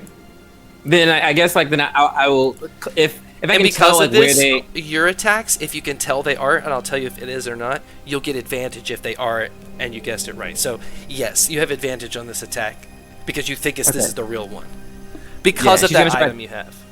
Yeah, she's gonna try to call the shots Trying so to her sisters justify know like saying so they know which one to hit at least based on my like assumption. So yes, I'll make an attack. The one I have is also grappled, so I think you have advantage on. I think Oh, you have that's advantage true. on that. Yeah, that's true. Depends on what it is, I guess.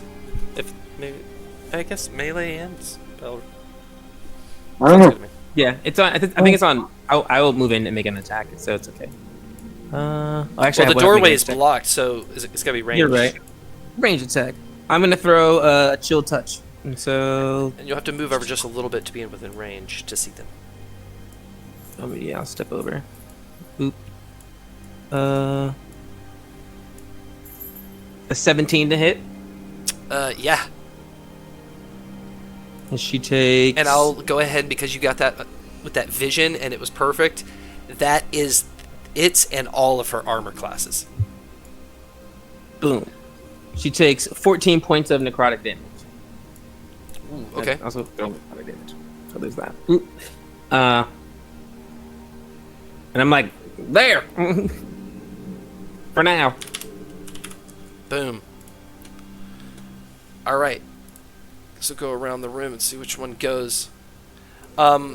This one's going to run at you and claw you twice. Ooh, one was a nat 20 on the first roll. It's a 20 and a...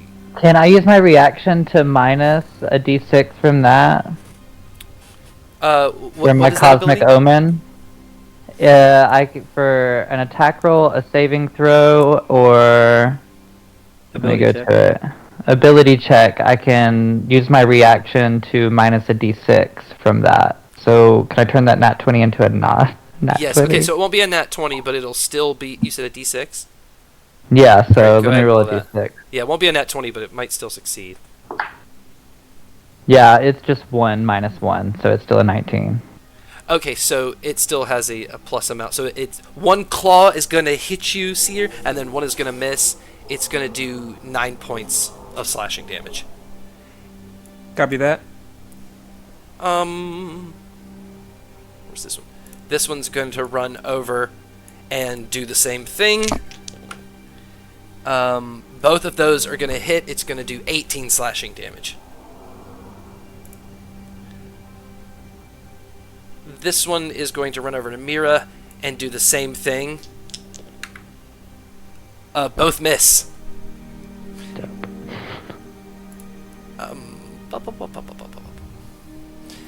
This one is going to move over to you and do 2 claws. They're just going to stick to the classics. The first one's going to hit, but that's going to miss. It's going to do 9 points of slashing damage. And then this one right here is going to... I guess they can't stand back. They're going to do Frostbite Grasp on Mizu. The hag reaches out with a chilling touch, attempting to freeze the target's very soul. The target must succeed on a DC 14 Constitution saving throw, or take some damage. That was a 4. The one that's so I grappled is failed. doing that? That was a 4? Yes. It was actually a nat 1 plus 3, so.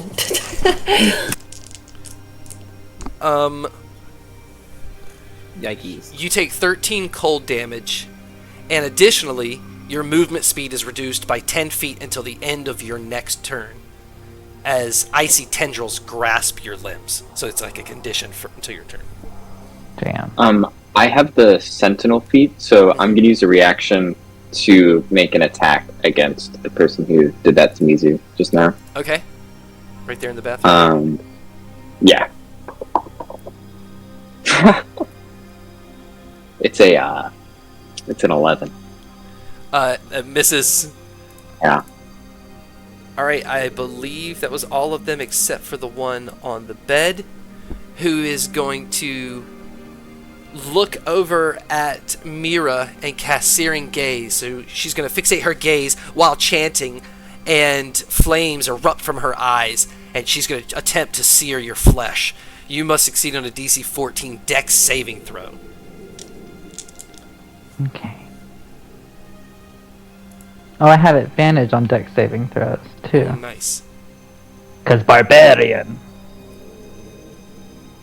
Thank God. Hell yeah, non-nat 20. So dirty 20. Okay, you take half damage, so you're going to take 4 points of fire damage. 4, 5. And then it is your turn. Dope. So... You are going to hear out from Rapunzel to please don't kill her. Please, we just have to calm her down. Yeah, that's cute. I get that. Shut up. Let me work.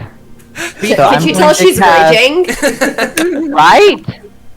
No, I'm not even going to rage yet. I don't feel the need to rage yet on this old bitch. So I'm just going to cast Conjure Animals and summon 8 constrictor snakes all around these old hags and throughout the room. Learning from the witches. Yes. Thank you. Okay, let me get Like, some snakes we'll do out. more. So these 8 constrictor snakes, I figured I would put at least 1 at each hag. And then I'll double up on the one that's on the bed and put an extra hold one on. next to... Double Sorry. up on the bed. Yeah, so that one gets 2. Okay. And then I'll get 3 snakes around me. Seer will get 3 snakes around her. And then just 1 over there next to Celia, Mizu, and the other hag. Okay, after you, all these things will go if they have turns, just to make it easier for all of us. Correct. And then, okay, 3, 3, 6, 7, 8. How many more? I have 8. Oh, if there is 8, then give one of my snakes to over there with Mizu, so she has a buddy. Alright, the floor gets covered immediately with snakes. What do they look like? They're like large snakes, so they're like, I look at them like just like water pythons kind of, because I've just been in like these like swampy like sea coast areas, so I've like seen those kind of creatures. So definitely just like, you know, big python babies that are gonna hopefully wrap up these old bitches. Okay. Alright, now I guess they take their turns, or is it on the next turn? No, it's right after. So each one of them will go. So each one of them is going to make a bite attack. I'll start over here with the one on the bed. That's an 8 to hit for one of them. Miss. And the next one is a 17 to hit. Yes. And the double ones can Okay. probably flank as well. Cause, Yeah. Yeah, that's what I That's was true, thinking. they're flanked. Go ahead and get Oh, that would advantage be, on yeah, those. that, Pretty much yeah. all the snakes are flanked, because you said around them. Yeah. Okay, perfect. So we'll say that was the first snake then, to get the Okay, bite so- and constrict thing. Nice. Let's see if the second one gets it. 19. Yeah, 19 for the second one. Yep. So on the bed one, those 2 hits are going to be With the bite, then comes the constrict to see if it's And when grappled. you roll the damage, do all of these. Just roll it once for all. Yeah, at once. I got you, boo. I'm with ya.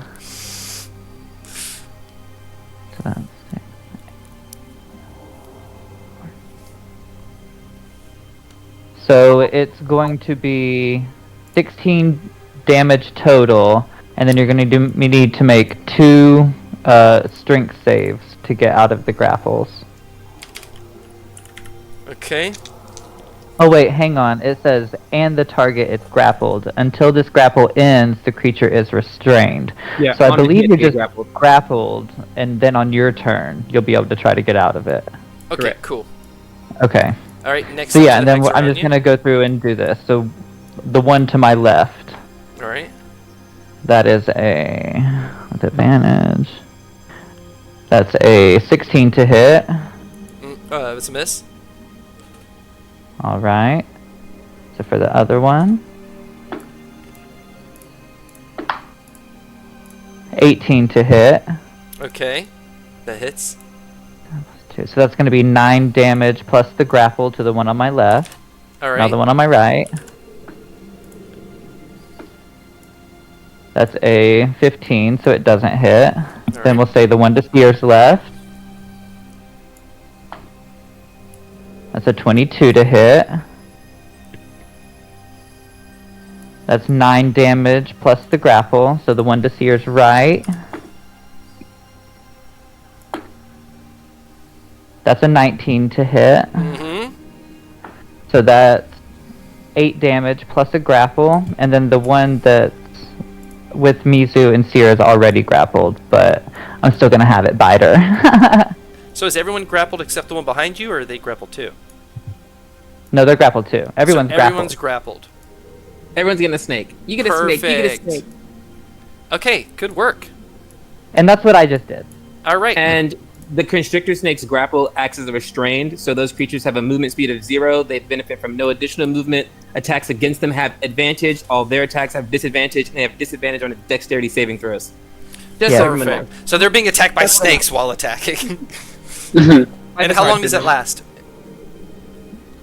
Oh shit. Until they're Let's see. dispelled? It's a concentration Oh, spell. Oh, it's a so- concentration Yeah, they Oh, make a okay. save. They make a save to break out of it, but then they can just get bit again. Yeah, concentration up to an hour. Okay, all right. Mizu. Mizu gonna is do that gonna cast mass suggestion, and she's gonna say, "You know, Mom, you really worry Kerfunzel when you get like this, and it's not good for your health. Why don't you just lay down and get some sleep?" And she's gonna cast it on all of the ones that she sees, and they need to hit a 16 Wisdom save. Okay, she has a magic resistance in her time, so she's gonna roll with advantage on all of these, and it's a wisdom. You said? Yeah, Wisdom. You gotta hit a 16. All right. Ooh, I gotta go. Come on, save. Pass. Pass. Pass. Pass. You said 15? 16. Okay, actually that fourth one failed.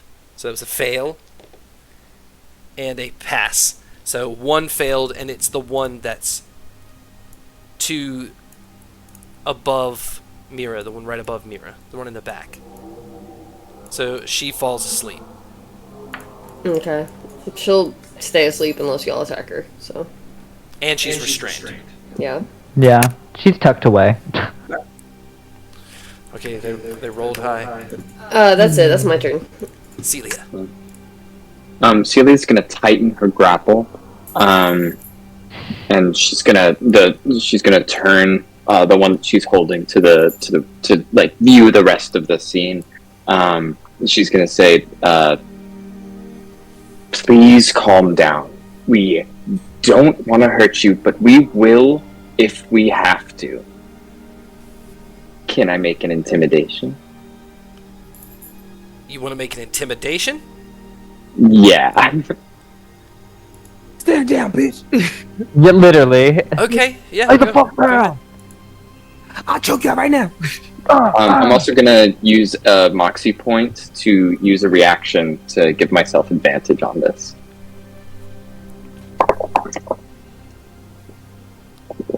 That's an 18 and a dirty 20. She starts to calm down some, and one of her mirages disappears Ooh, which and one? is out of the fight. It is the one to the top left of Seer.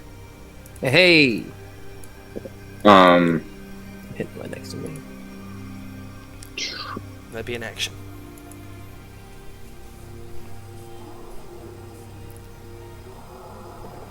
I'm gonna leave it there. Okay, Seer. Seer is going to cast a... What level is this spell? A 4th level fire shield. So she stands there. She's trying really hard. She like sees this mirror, this like hag in front of her. She sees Kerfunzel behind her, and she's trying real hard not to bash this girl's face in. So she's just standing there getting real mad. 4th level spell, fire starts to wraith around her, and she grits her teeth, and she holds onto her scepter. She casts her bonus action, Shillelagh, and she just stares into the eyes of this hag looking at her, just waiting to see if she hits her again, because if she does, I'm gonna have to break her neck. But that's my turn. So fire shield and Shillelagh. Action, bonus action. Okay. Cool. Preparing. And a death glare. Alright, one is asleep and one is gone, so only 3 are attacking. The one in the doorway is going to cast a bonus action, telekinetic power, and is going to he's going to take one of those plates from behind the table and try to hit Mizu in the back of the head, so they make a ranged spell attack. So that's regular. Oh, that is a miss. It flies right by and hits the wall, and then they're going to use an action to do Frostbite Grasp. So you must succeed on a DC 14 con save as she grabs onto you to freeze. That's a 13. Boo. She holds on you tight and pulls you in. You see her teeth have sharpened in this hag form. And you're going to take 11 points of cold damage. And your movements are still reduced by 10 feet, but it's not going to stack. Meanwhile, the one right above Seer, looking at that Shillelagh item, she's still enraged as you see Kerfunzel behind her, like, no, trying to reach out for her mom to stop, and she's going to cast her searing gaze as her eyes light up. So you 14 dexterity saving throw. Dexterity saving throw.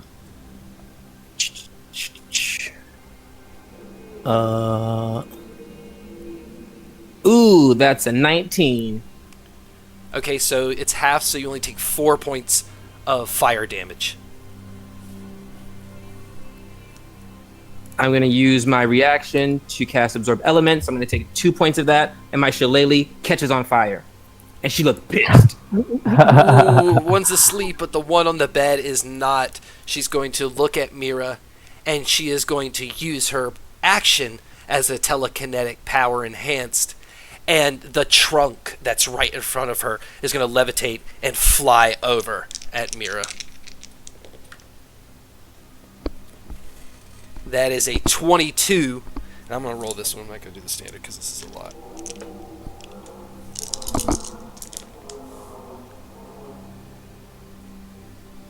This is 17 points of force damage.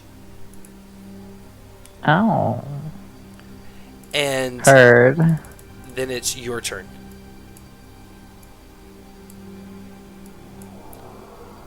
Dope. Oh, wait. I think there's one actually right below you, but she's constrained.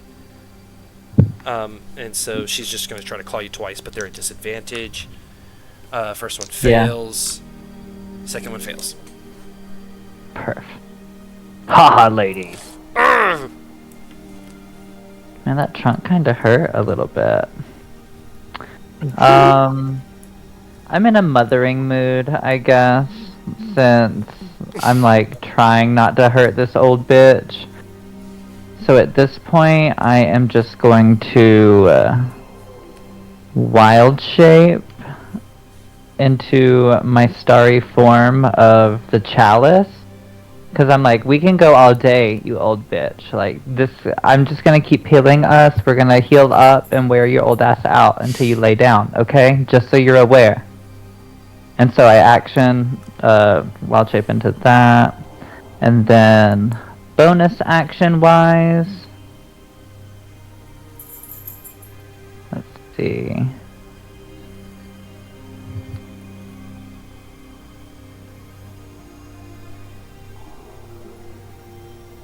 Oh, to do the starry form is my bonus action. Okay, yeah, that's my turn, and I'm just gonna have these snakes, like, keep biting these old hags. Roll your bites. That's 2 on that one. 22 to hit for the one. I'm doing the bed lady. Okay. So she gets 2 snakes. Yep. A 22 and a 19. Alright. So both of those hit. That's gonna be 6 9 plus 2. 17 damage to that one. Okay.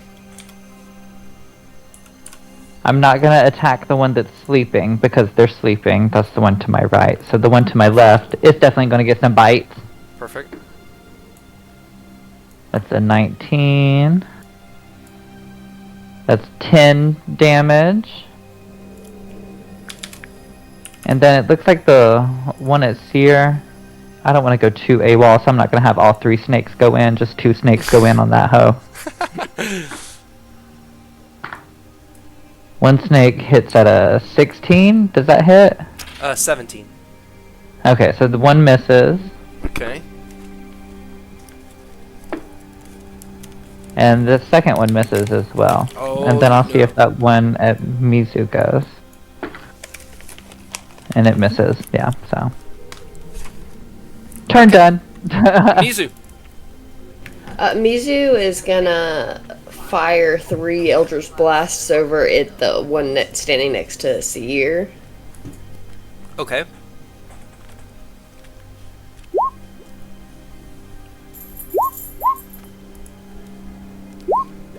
A 23, a 16, and a 14, so I think only one of those hit. Yep. Okay, that's 10, and then we haven't gotten in combat since Voskar level up, so now I get to add 1 d8 of fire damage to my attacks too, so... Yes! That is gonna be 10 force and 7 fire damage to that one. Burn it up. Okay. It's on fire. Everybody's been hit. Some really badly. Fighting. Anything else? For Mizu. Alright, Celia. Celia's gonna whisper into the ear of the person she's grappling. Have you changed your mind? Do you want to try another intimidation check? Intimidation. Yeah, I'll go for it. Get her. Get her. How you feel about it now? That is a 16. Damn, Celia, with these intimidations. The one on the bed pops away. Cool. Yeah, I'm gonna leave it there. Oops, I got rid of Hell snakes, yeah. my bad. Oh yeah. Snakes are there. Alright, if that's it, then it's Seer's turn. Seer sidesteps. Oh, wait, I can't click myself. Okay, but she would sidestep right to here, so she has advantage or flanking with this one. I, for some reason, can't move myself, though I was moving it earlier. Help your girl out. Wait, I got it. Just kidding. The snakes are too close. Okay, perfect. She is going to. She hitting this hoe in the head. There's no nice ways about Okay. that. She's gonna cast. Right against the pole, the beam, the support. Man, it's already restrained. So I guess I'm just gonna not be as I'm just gonna smack her with my shillelagh. But it'll be a shillelagh plus the absorbed elements, which will be a d6 of the fire damage, and then I'm going to use my dragon to add a d6, and then also my favorite foe to add a d4. So I'm smacking this hoe. But I'm gonna roll a hit first. Alright. Take Okay. him down, take him down. I'm not smacking this hoe because I rolled 2 nat ones. No. You smacked yourself. No way. They played me so hard. That's so real. Wow. It's You like, got them out. well, sit your steps over this snake and trips, I guess. Right? Damn. It's like they're normally my snakes and move out of the way. This is weird. Ah, shit. Wait. Your vision thing's still going on, and it's where she is, so you have advantage. That was with advantage. I rolled 2 Damn. ones. I was trying to I rolled a 1 and a 1 again. Dang it. Alright, they're going now. They're tearing up the one in the doorway. It's I hard don't out think here. you get the picture. They're turning to Celia because Celia keeps running their mouth and making them disappear.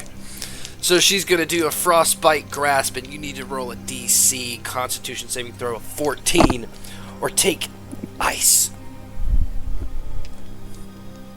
It's a 13 plus. That's an 18. Okay, you take half damage of 10, so you take 5 cold damage. Cool. And then they're going to use a bonus action to teleconnect, throw that other plate at your head. So ranged attack. That's going to be 10 bludgeoning damage to the back of the head as they cackle and laugh. Cool. Cool. The one is attacking Seer. They're going to take 2 claw attacks. That one misses. And that one hits. And that's going to be 9 slashing damage. And then one is asleep still? And she takes 7 points of fire damage as she hits the ear. That fire shield 7 on. points? Yeah. You bitch. Okay. Thank you. And Mizu, do you need to roll a con save? Or have you been hit at all? Actually, you didn't. Mm-mm. Okay. And then the one underneath Mira misses with the claw, still constrained, misses with the other one. And then that's it. It's just those 4. Yep. Mira. Dope. So I am going to.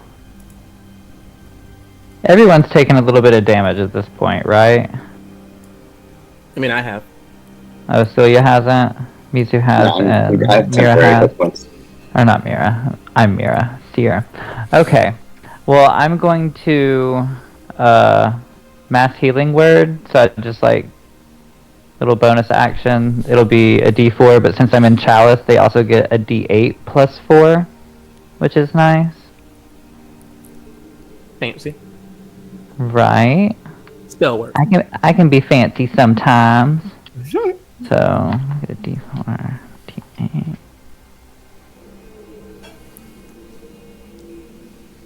So everyone heals 18 real quick. Ooh. Thank you. And that's my bonus action. Action-wise, I'm just going to reach out at this one behind me, and I'm going to cast Shocking Grasp on her. Okay. And that would be a dirty 20 to hit.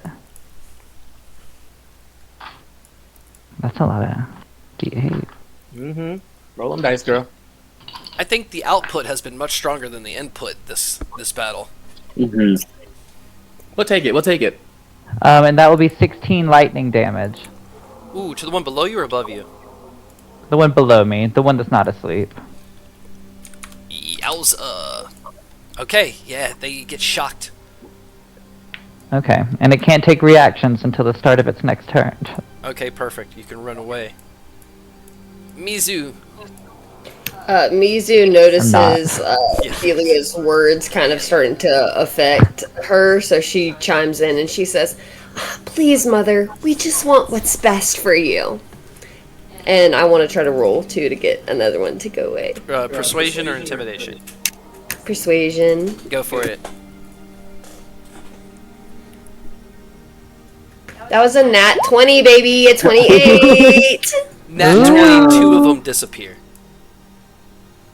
Hell yeah. Is That means the there's a sleeping one. And I was gonna say, then does that just leave the asleep one and the real one then? No, I'm not that nice.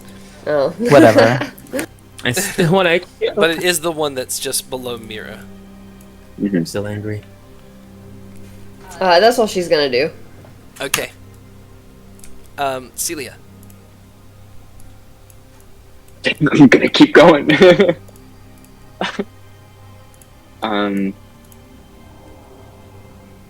you still have time to stop this. Oh wait, no, You that leaves still one in the have bathroom that. too. Just saying. Oh, hang on. Because there was 2, there was 4 left, I think. Right? Well, there's 2 left right now. The real one and a fake one. Mhm. We Sorry, just don't know I didn't which mean to one's the cut you real one. off, Celia. You're okay. You're okay. Yeah, she's just gonna keep gripping tighter and tighter on the one that she's holding. Intimidation. Okay. Yeah. Ah! Like, just Celia's been willing this into existence the whole time. Nah, that's a 9. Yeah, it looks pissed. Anything, bonus action? No, I'm trying to stay non-violent for this.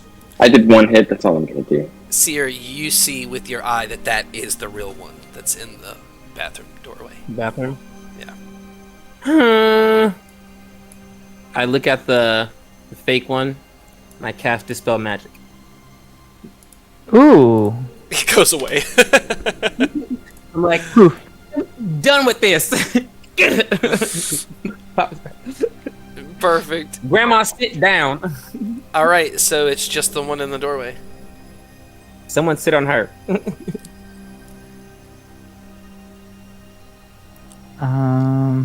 I can't really sit on her. You're big. Does Alright, is anyone your have turn calm over? emotions? Oh yeah, I guess think. I could. Oh, okay. Alright, she's gonna go and she's gonna attack Celia. Yeah, go for it. Still grappled by snakes, though. And So because of disadvantage. that, they're holding her down, Yeah. and she can't get to you because the snakes are holding her down. Yeah, all the snakes are just funneling on the ones that are left. She's the Mira's only one. turn is all. You turn the corner, Mira, and see her as all the snakes are funneling that way. Yeah, as I'm walking, I'm now going towards them. All the snakes are just like following me over here. I'm like, Grandma, you gotta give the fuck up. I know what it's like to rage. I am Mira fucking Rage. But sometimes you just gotta calm the fuck down. Intimidation check. Let's see it. Let's do it. Let's end it. Let's put Mama to sleep. Let's put Mama in her place. That's a nat 20, ho! Yes!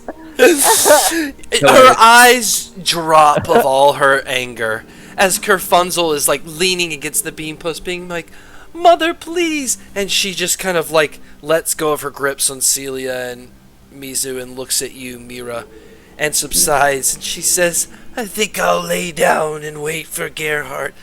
As Kerfunzel helps her to just lay in the bed and like tuck her in, and jumps up quickly. The curtains are already kind of pulled a little bit, so it's a little dim. And she says, "Thank you so much. I see that you're really good with her, and no one's kind of settled her down as quickly as you guys did. Okay, This I'll is tell you good? what. If you can come to me with yes, people, it's bringing up that item and why Father left. You see, a long time ago, I'll tell you. Good. Your father had the book and wanted to get rid of it. He didn't know what to do, and my father, who worked with him, with us, said he could hide it somewhere on land, somewhere far away that he knew that people couldn't get to. And King Thrine agreed. Later on, King Thrine went and had his memory erased so he couldn't remember where it was. My father took it and he never returned. Do you know why he wanted to get rid of the book? Because it corrupts those who touch it. Its power draws the worst instincts, takes over your mind, makes you see illusions. You become the book. So does that mean he's corrupted? Possibly. It's But, like, kind of didn't run in our Palal- family a lot through different Asimars blessed along our line. That some of the effects don't really happen to us. So he was kind of strong at in the regard where he could hold it for a long time, and he found different ways to transport it with him was his plan. But he never returned. But wait, if Daddy had the book, why were we at war with Olivine if he could have just killed him? Did he ever use the book? He never... it was awkward. Is you... I hope I don't regret this. He tried to kill Olivine with the book, but your father misspelled his name. Sounds like him.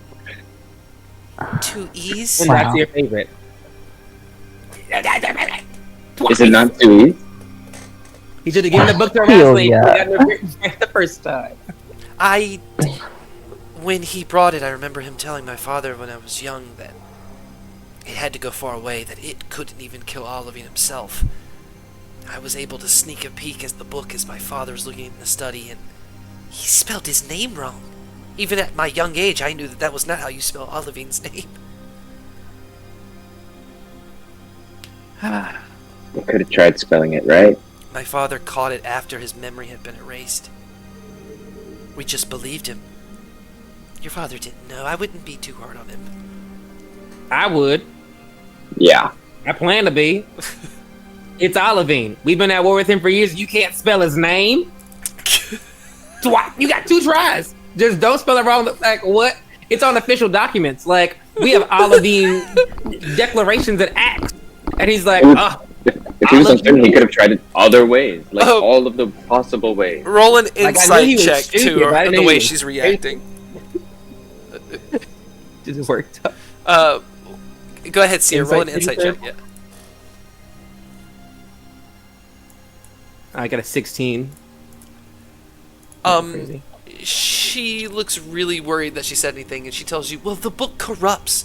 If your father had it for a long time, he definitely wasn't thinking clearly. No, he started stupid. It's okay. Don't have to cover for him.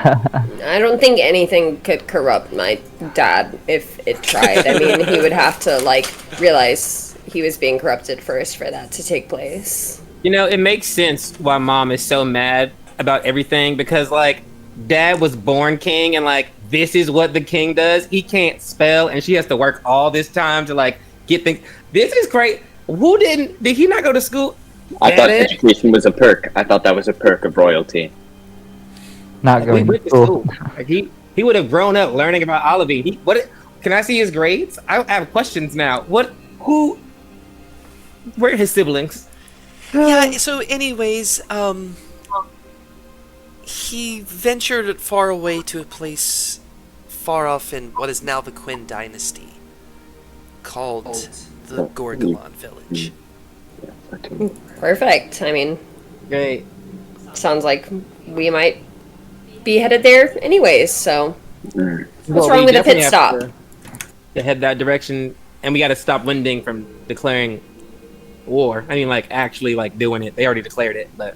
I just gotta warn you that the Death Book is very dangerous, and if you truly seek this item, just know that whatever you plan to do with it is going against wars with it, people rising and falling, cities falling to it. Just know that it has powers too, and all I'm saying is be careful. I just want it because the evil dude that like lives inside my brain just wants it really bad, so I'm gonna get it for him. I mean, I'm not gonna do anything evil with it. Don't worry. Yeah, and that's the reason I don't want her to have it, is because of what she literally just did. Yeah, absolutely agree I with don't you. think Mizu would actually do anything evil with it. I mean, she hasn't displayed any like evil tendencies other than narcissism, self-obsession, and like really Princess just like Mizu, are you some dark speaking of the tendencies. same patron your father followed, Voskar? Yeah, for sure. We're I'm like, literally doing dumb things. Sorry. yeah, he likes me a lot more than Daddy, so he made me a lot smarter and prettier and more powerful than Daddy. She kind of steps back and moves her hair away from your legs. Please, Mizu, you must listen to me. Your father was once persuaded by Voskar. It led him down the darkest path of his life. Voskar seeks nothing but immense power, disguised as knowledge. If he is in there, Voskar, do not touch me. You are not welcome here. Yeah, I knew this would happen. Mizu don't fall for her shit. Don't worry, he's like my pet at this point. He doesn't get to come out unless I want him to. I have a new question. You said that the book made Daddy evil, but Daddy also had Voskar. Is it possible that Voskar is just a bad influence and the book is what Voskar wants? Exactly. So, like, that's exactly what it is. Voskar will bring you nothing good. Mizu, you must exorcise yourself from him. I know your powers are immense, but he will corrupt you. oh, maybe this is a twin thing. Maybe you have Voskar and I have the book, and then like we could together can get it done. Because he can't corrupt me.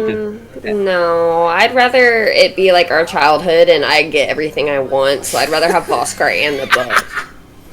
Well, one thing about our childhood was I was more powerful than you, and that's still true. So be careful. Yeah, I literally but, can't be charmed, so I can always hold on to the book. Strong choice. I mean, I think I should get to hold it because the demon that lives in me wants the book. But I mean, Yeah, I well, guess we can get there when we come to it, huh? I mean, I'm kind of, as an outsider looking in, I'm kind of pro Mizu just to see what kind of arc she takes because, I mean, she seems to be pretty sisterly here recently. It might surprise you guys. Like, y'all really don't trust me that much. Like, that's kind of crazy. All I've done this whole time is, like, be helpful. Against your will. I mean, yeah, but I still did it. You can say thank you. I won't. Only when necessary. But You're welcome. Do you all understand the rumors going around in the city right now regarding your mother? I mean, she's a raging bitch. Is that the rumor? That she's here? Everyone's talking about the released display of Olivine's, what the city is calling some self-righteous goodwill extended towards the ocean to save itself. But is there a possibility your mother could be after the book as well? oh, for sure. Yeah, that makes sense. Just be Everyone's after the careful. book. It once almost ripped your parents apart. It almost ripped your entire kingdom apart. What if, like, Olivine got a hold of the book? Just like, out of curiosity. You would have two of one of the biggest known vessels for the god of death, Brun Toro, coming together, assimilating into more power. I don't know if this world can take another catastrophe. I look at Mira. Just being inquisitive. So, you guys were, like, saying a bunch of really nice things earlier about me, and now I feel bad because I've kind of been keeping a secret from you guys. I actually talked to Olivine last night. Maybe she's not being inquisitive. What could you have? I mean, you guys were saying I was a really good person, and I just felt bad keeping a secret like that from you guys. Yeah, I definitely talked to him last night. What did you talk to him about? How'd that go? Nothing crazy. Like, I just wanted to introduce myself. Voskar, like, gave me this power to talk to him, and, like, I guess anybody I want, if I can. I don't know. I'm still trying to figure it out, but you know, I had to call him Mr. Olivine first, and So why did you want to talk to him first?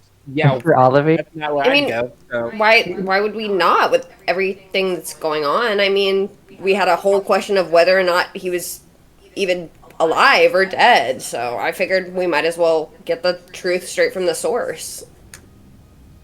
I mean, we know how kingdoms are. There's propaganda fucking everywhere. I mean, who could even confirm that everything we've seen is in Wimding is the truth? Hey, you're not wrong there, I guess. Yeah. Did you find anything out new? Like, is he in the eye hole dimension world void thing? Well, he told me that he's not really dead, and he's not on this plane, and that he definitely wants to, like, fuck up the kingdom. Like, I'm gonna be honest, he is not cool with Azir right now, and but he's cool with Wimding. Like, they're still chill, like they're on good terms. But yeah, that was about it. That was all we talked about. We didn't get to chat for too long before he kind of like right out of my head. Mm-hmm. That sounds really enlightening. I suppose. I mean, the reason I'm bringing this up is like, I could talk to him again, you know, in the future if we had anything we wanted to ask him. Do you That would plan be to ever fun. see Olivine, Mizu? I mean, I'm not like actively seeking him out, but if our paths ever cross, I guess it would be cool. Would it be You know, cool? like your path shouldn't cross ever. I mean, with the state of things in Wimding right now, who knows? That Quinn dude could be dead any second, and Olivine could be here. That's true. You just sound real suspicious. I mean, of course you would think that. I mean, y'all wouldn't even trust me to hold a fucking book. I mean, you talked to Olivine last night, so. Okay, well, at least I was honest about it. Fuck, I could have kept it a secret. Or not That- done it. No, that is true. We just had an honesty moment. Like, Okay, you guys Consider know it a that I make breakthrough. poor decisions when it comes to men in general. So, like, I just Really? wanted to talk to him a little bit. There's nothing wrong with that. Sit here, Like- smiles. I feel like that's part of the problem. It's like, I don't know what to say. I know. So, Kerfunzel, I've got a little. Can I just get some hair on this real quick? Oh yeah, sure, sure. La, la, la, la, la, la, la, la, la, la. don't mind the banter, Kerfunzel. Mizu's like near her bookshelf, like pulling out like books, examining, like looking over her shoulder a little bit. Yeah, everyone's fully healed after some time of just like holding on to her hair as she sings throughout this room. For now, I will say that you have not only completed the fight, but you've reached an achievement with every single player resolving combat with charisma. So you're going to get 2,000 experience points for the fight and for calming her down, but then I'm going to give you an extra 1,000 for that cool experience. So you get 3,000 experience points. Very cool. And now wherever you go, if you can come back, this will be a automatic healing point for you as well until she moves. Very good. Nice. Or if she can come with us. I feel like she's not going to be moving. Her mom's a real liability. I know a guy with Yeah. a boat. Yeah. Okay, they can be in the Maybe boat. we can drag bring some her of hair her hair. through the- Like, where's old boy? Where's Vafiel's brother? Whose name I forgot? Oh, Fuck. Bach. Where's Bach? Put her on the boat with Bach and let her hair just drag to the ocean. You know, weird arcane. I feel like that's gonna do it. They could. We can up your hair like they did the Brian, Mr. She's like- Kerfunzel. She's like, my properties work best with humanoids. I don't know if it's even going to work at all just straight through the water. I mean, you fixed her weird legs. I mean, I guess they're technically They were humanoid. humanoid. What They if weren't she fixed the food folk from the source? Is that like humanoid enough? Oh wait, what if we brought those like weird crazed fucking food folk here for her to like maybe uncraze? True. Don't we still What if have we them bring- trapped in the garage out back? We do. We definitely do. Also, what if we like get some of the canisters of brine, bring them here, you sing to them, and we make a new like? Could we change the flavor? I'm so Yeah. romantic. I Like, don't just, like, know what you're talking about with the brine We're gonna canisters come at back. all. Neither We're do we. coming We're speculating. You're always welcome here. You're such a Do you, doll. do you mind singing on some random things and seeing how it goes? You know, canisters, bodies, food. As long as I can do it from here where people are going to need me in the city to heal them, then yes. For sure. I'm down. Sounds We'll do good. the footwork. Boom. Usual. She tells you she's got to get back, and she's going to start a bath for her mom, who's going to wake up any moment with nightmares. I don't want to be here for that. Right, No. so you might want to go. Thank you so much for visiting. And toodles. Thank you for all your information. I'm sorry my dad made you lose your dad. That's uncomfortable. She kind of hears that, like, well, I. He's not my dad. He's not my dad. All right, Yeah. you leave, door shut. You're at the bottom of the tower. Not my dad. Well, that was educational. Her mom's fucking crazy, but I guess we all have crazy moms. Yeah. Right? Did we So do back all her of out? that in just the morning time? Yeah, it was a quick meeting. Just had to, beat up a grandma and make an ally. Learn Yeah, about I that. guess we can go see how like rotten these food folk are in the garage outside. Oh, we probably should go talk to the king since they're like actively getting soldiers together with his declaration to like make them not do that. I feel we like can y'all just- are a little too just like hesitant of war. As someone who's lived within it constantly for years, you get kind of used to it. It's not all that bad. I mean, if Yeah, they that's- accomplish that's their war task, we're sensitization, fucked, though. though. You were at war with us. We know exactly what war is like. You fought against literally us. And you bet. So we can all relate. True.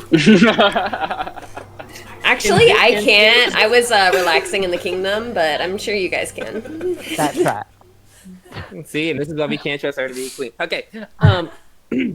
The problem with them going to war is that we don't want Quinn to die, and if we have to fight the entire forces of Wimding, that'd be a problem. However, if we become the forces of Wimding that are going to kill Olivine and just don't do that, then we win. Oh, Perfect That's time to smart. play the Child of Olivine card. Correct. Like, oh, we are the people who can go avenge our father, and then we literally just don't avenge their father and keep Russ Quinn alive, and it works out. I Hopefully. mean, what if I told them that I talked to Olivine? Do you think that would make a difference? I mean, if I can prove somehow that he is existing. maybe we are Somewhere. the saviors for Olivine that Okay, are no. in communication with him, are the only ones that can locate him. So they need to trust us, his saviors, to go and get him, which we will never do. It makes us more credible having Celia as one of Olivine's grandchildren. That here, it too. does. It is slightly chaotic that we came here and like told them Olivine was dead, but we can also be like, just kidding, we actually know that he's not dead. Don't be stressed about it. We'll fix it. I do like Yeah. that. That is Yeah. political like espionage. I'm here for I it. think the healing lady just rubbed off on me. We're here to do good. And I mean, he's I not am- really I- dead, so it's like we kind of gaslighted them a little. Yeah. And you Yeah, love they need that. they need a little scared. They shouldn't be so attached to a tyrannical warlord. So like, meh. But I am really good with people running through the streets scared. I can do my humanitarian thing. Yeah. If we need to just like, build That's- up the Azerian name, this is a good time to do that. Yeah, let's just become the beacons of hope for Wimding through that. And then once they see where they're shining hope, that's going to help ties with the sea too, probably. I like that. So maybe we should split the party. Maybe Mizu and Celia and Vafio go talk to the king and be all political. I talk to Olivine. I'm his kid. I'm also his grandkid. We can do the thing, and then we can go. Me and Mira can go around and like help out people with whatever's going on, and like heal folks and calm them down, or just bully them. We're not good at talking, but like do good. Aggressively. Oh, yeah, aggressively. I Want to guess. go talk to the king, Mizu? I mean, I'm fine with talking to a king, you know me, but I guess I can take Celia just this once.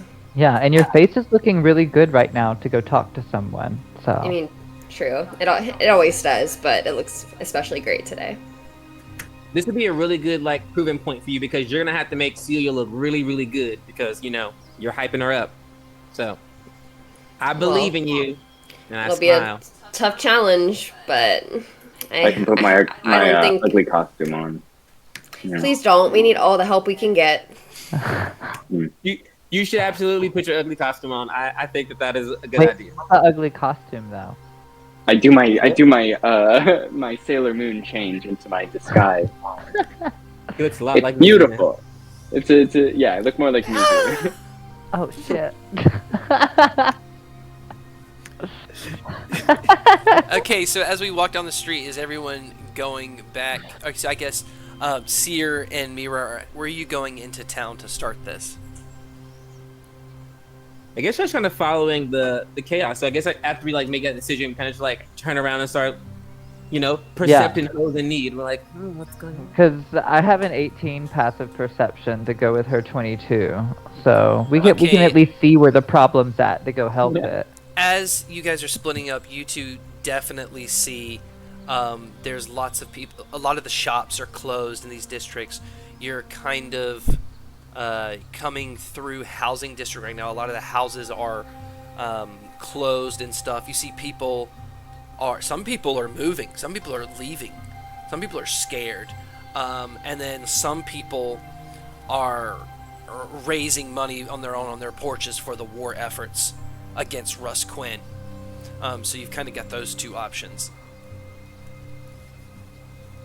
I mean, I guess I'd like kind of just like to proposition random people that were passing with just like passerby questions, like, I'm not totally from here, obviously. So just trying to grasp an understanding of like what their version of war is like.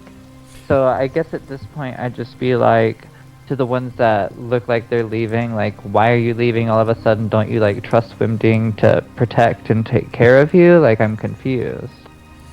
One of them says they're really scared without Olivine here, who will guide his children. And can they work with the king without Olivine? A system is built, and they're afraid things will implode. And they're just moving away. And then the other one, who is raising money, is talking about the only way for security in Wimding is for Russ Quinn to die, just as Olivine set in motion for his original plan, and it's almost biblical. Okay. So we have extremists on either end. This is bringing out some extremists in this happy city. I got you. I look over at Seer and I'm like, I'm more of a middle ground kind of bitch myself. I work well there. Yeah, they're kind of just like hella chaotic, and I'm really not like, if you move, where you gonna go? Like, Exactly. I feel like we're a bit too realistic for their liking within this moment.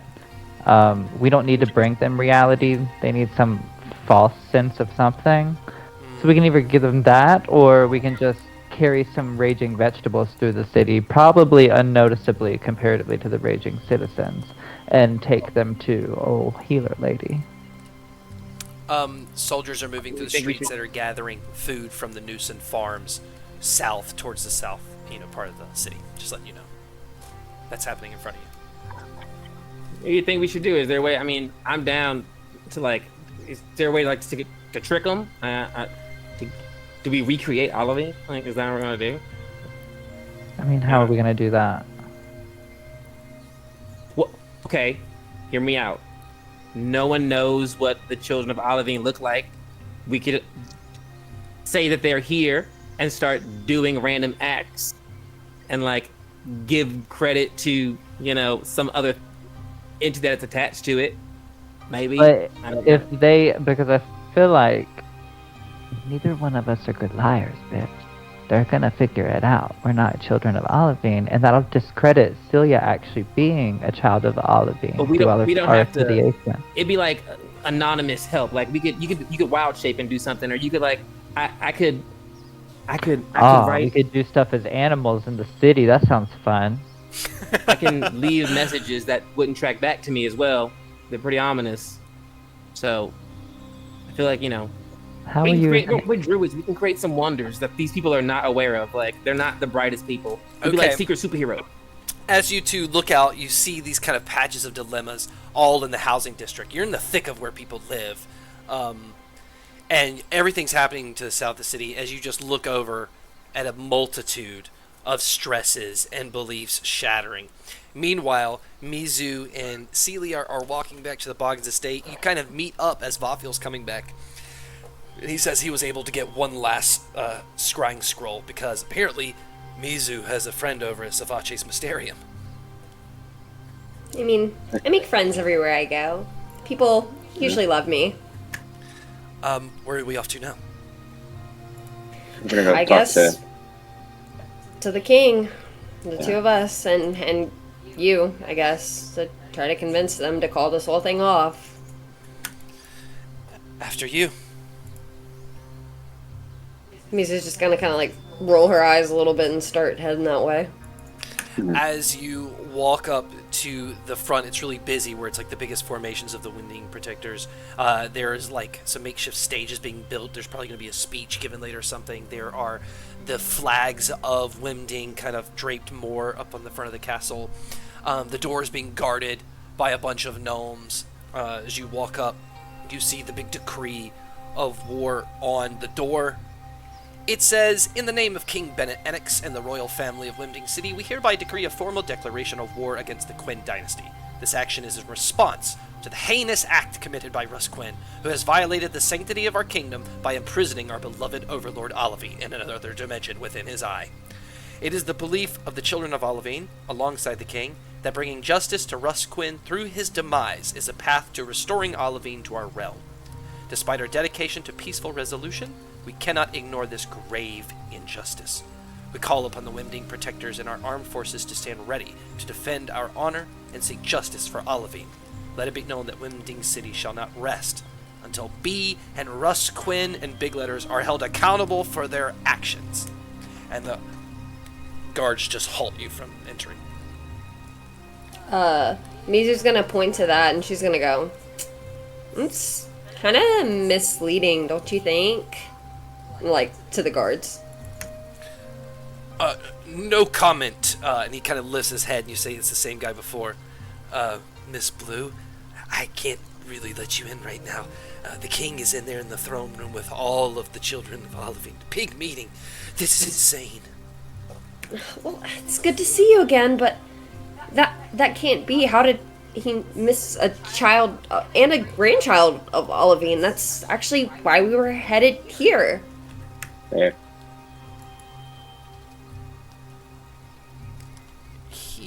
Hey. I'll take away the -3 to that the one we had before because you know the guy, and then go ahead and roll me your persuasion check, as he's already, inclined to believe things from people here.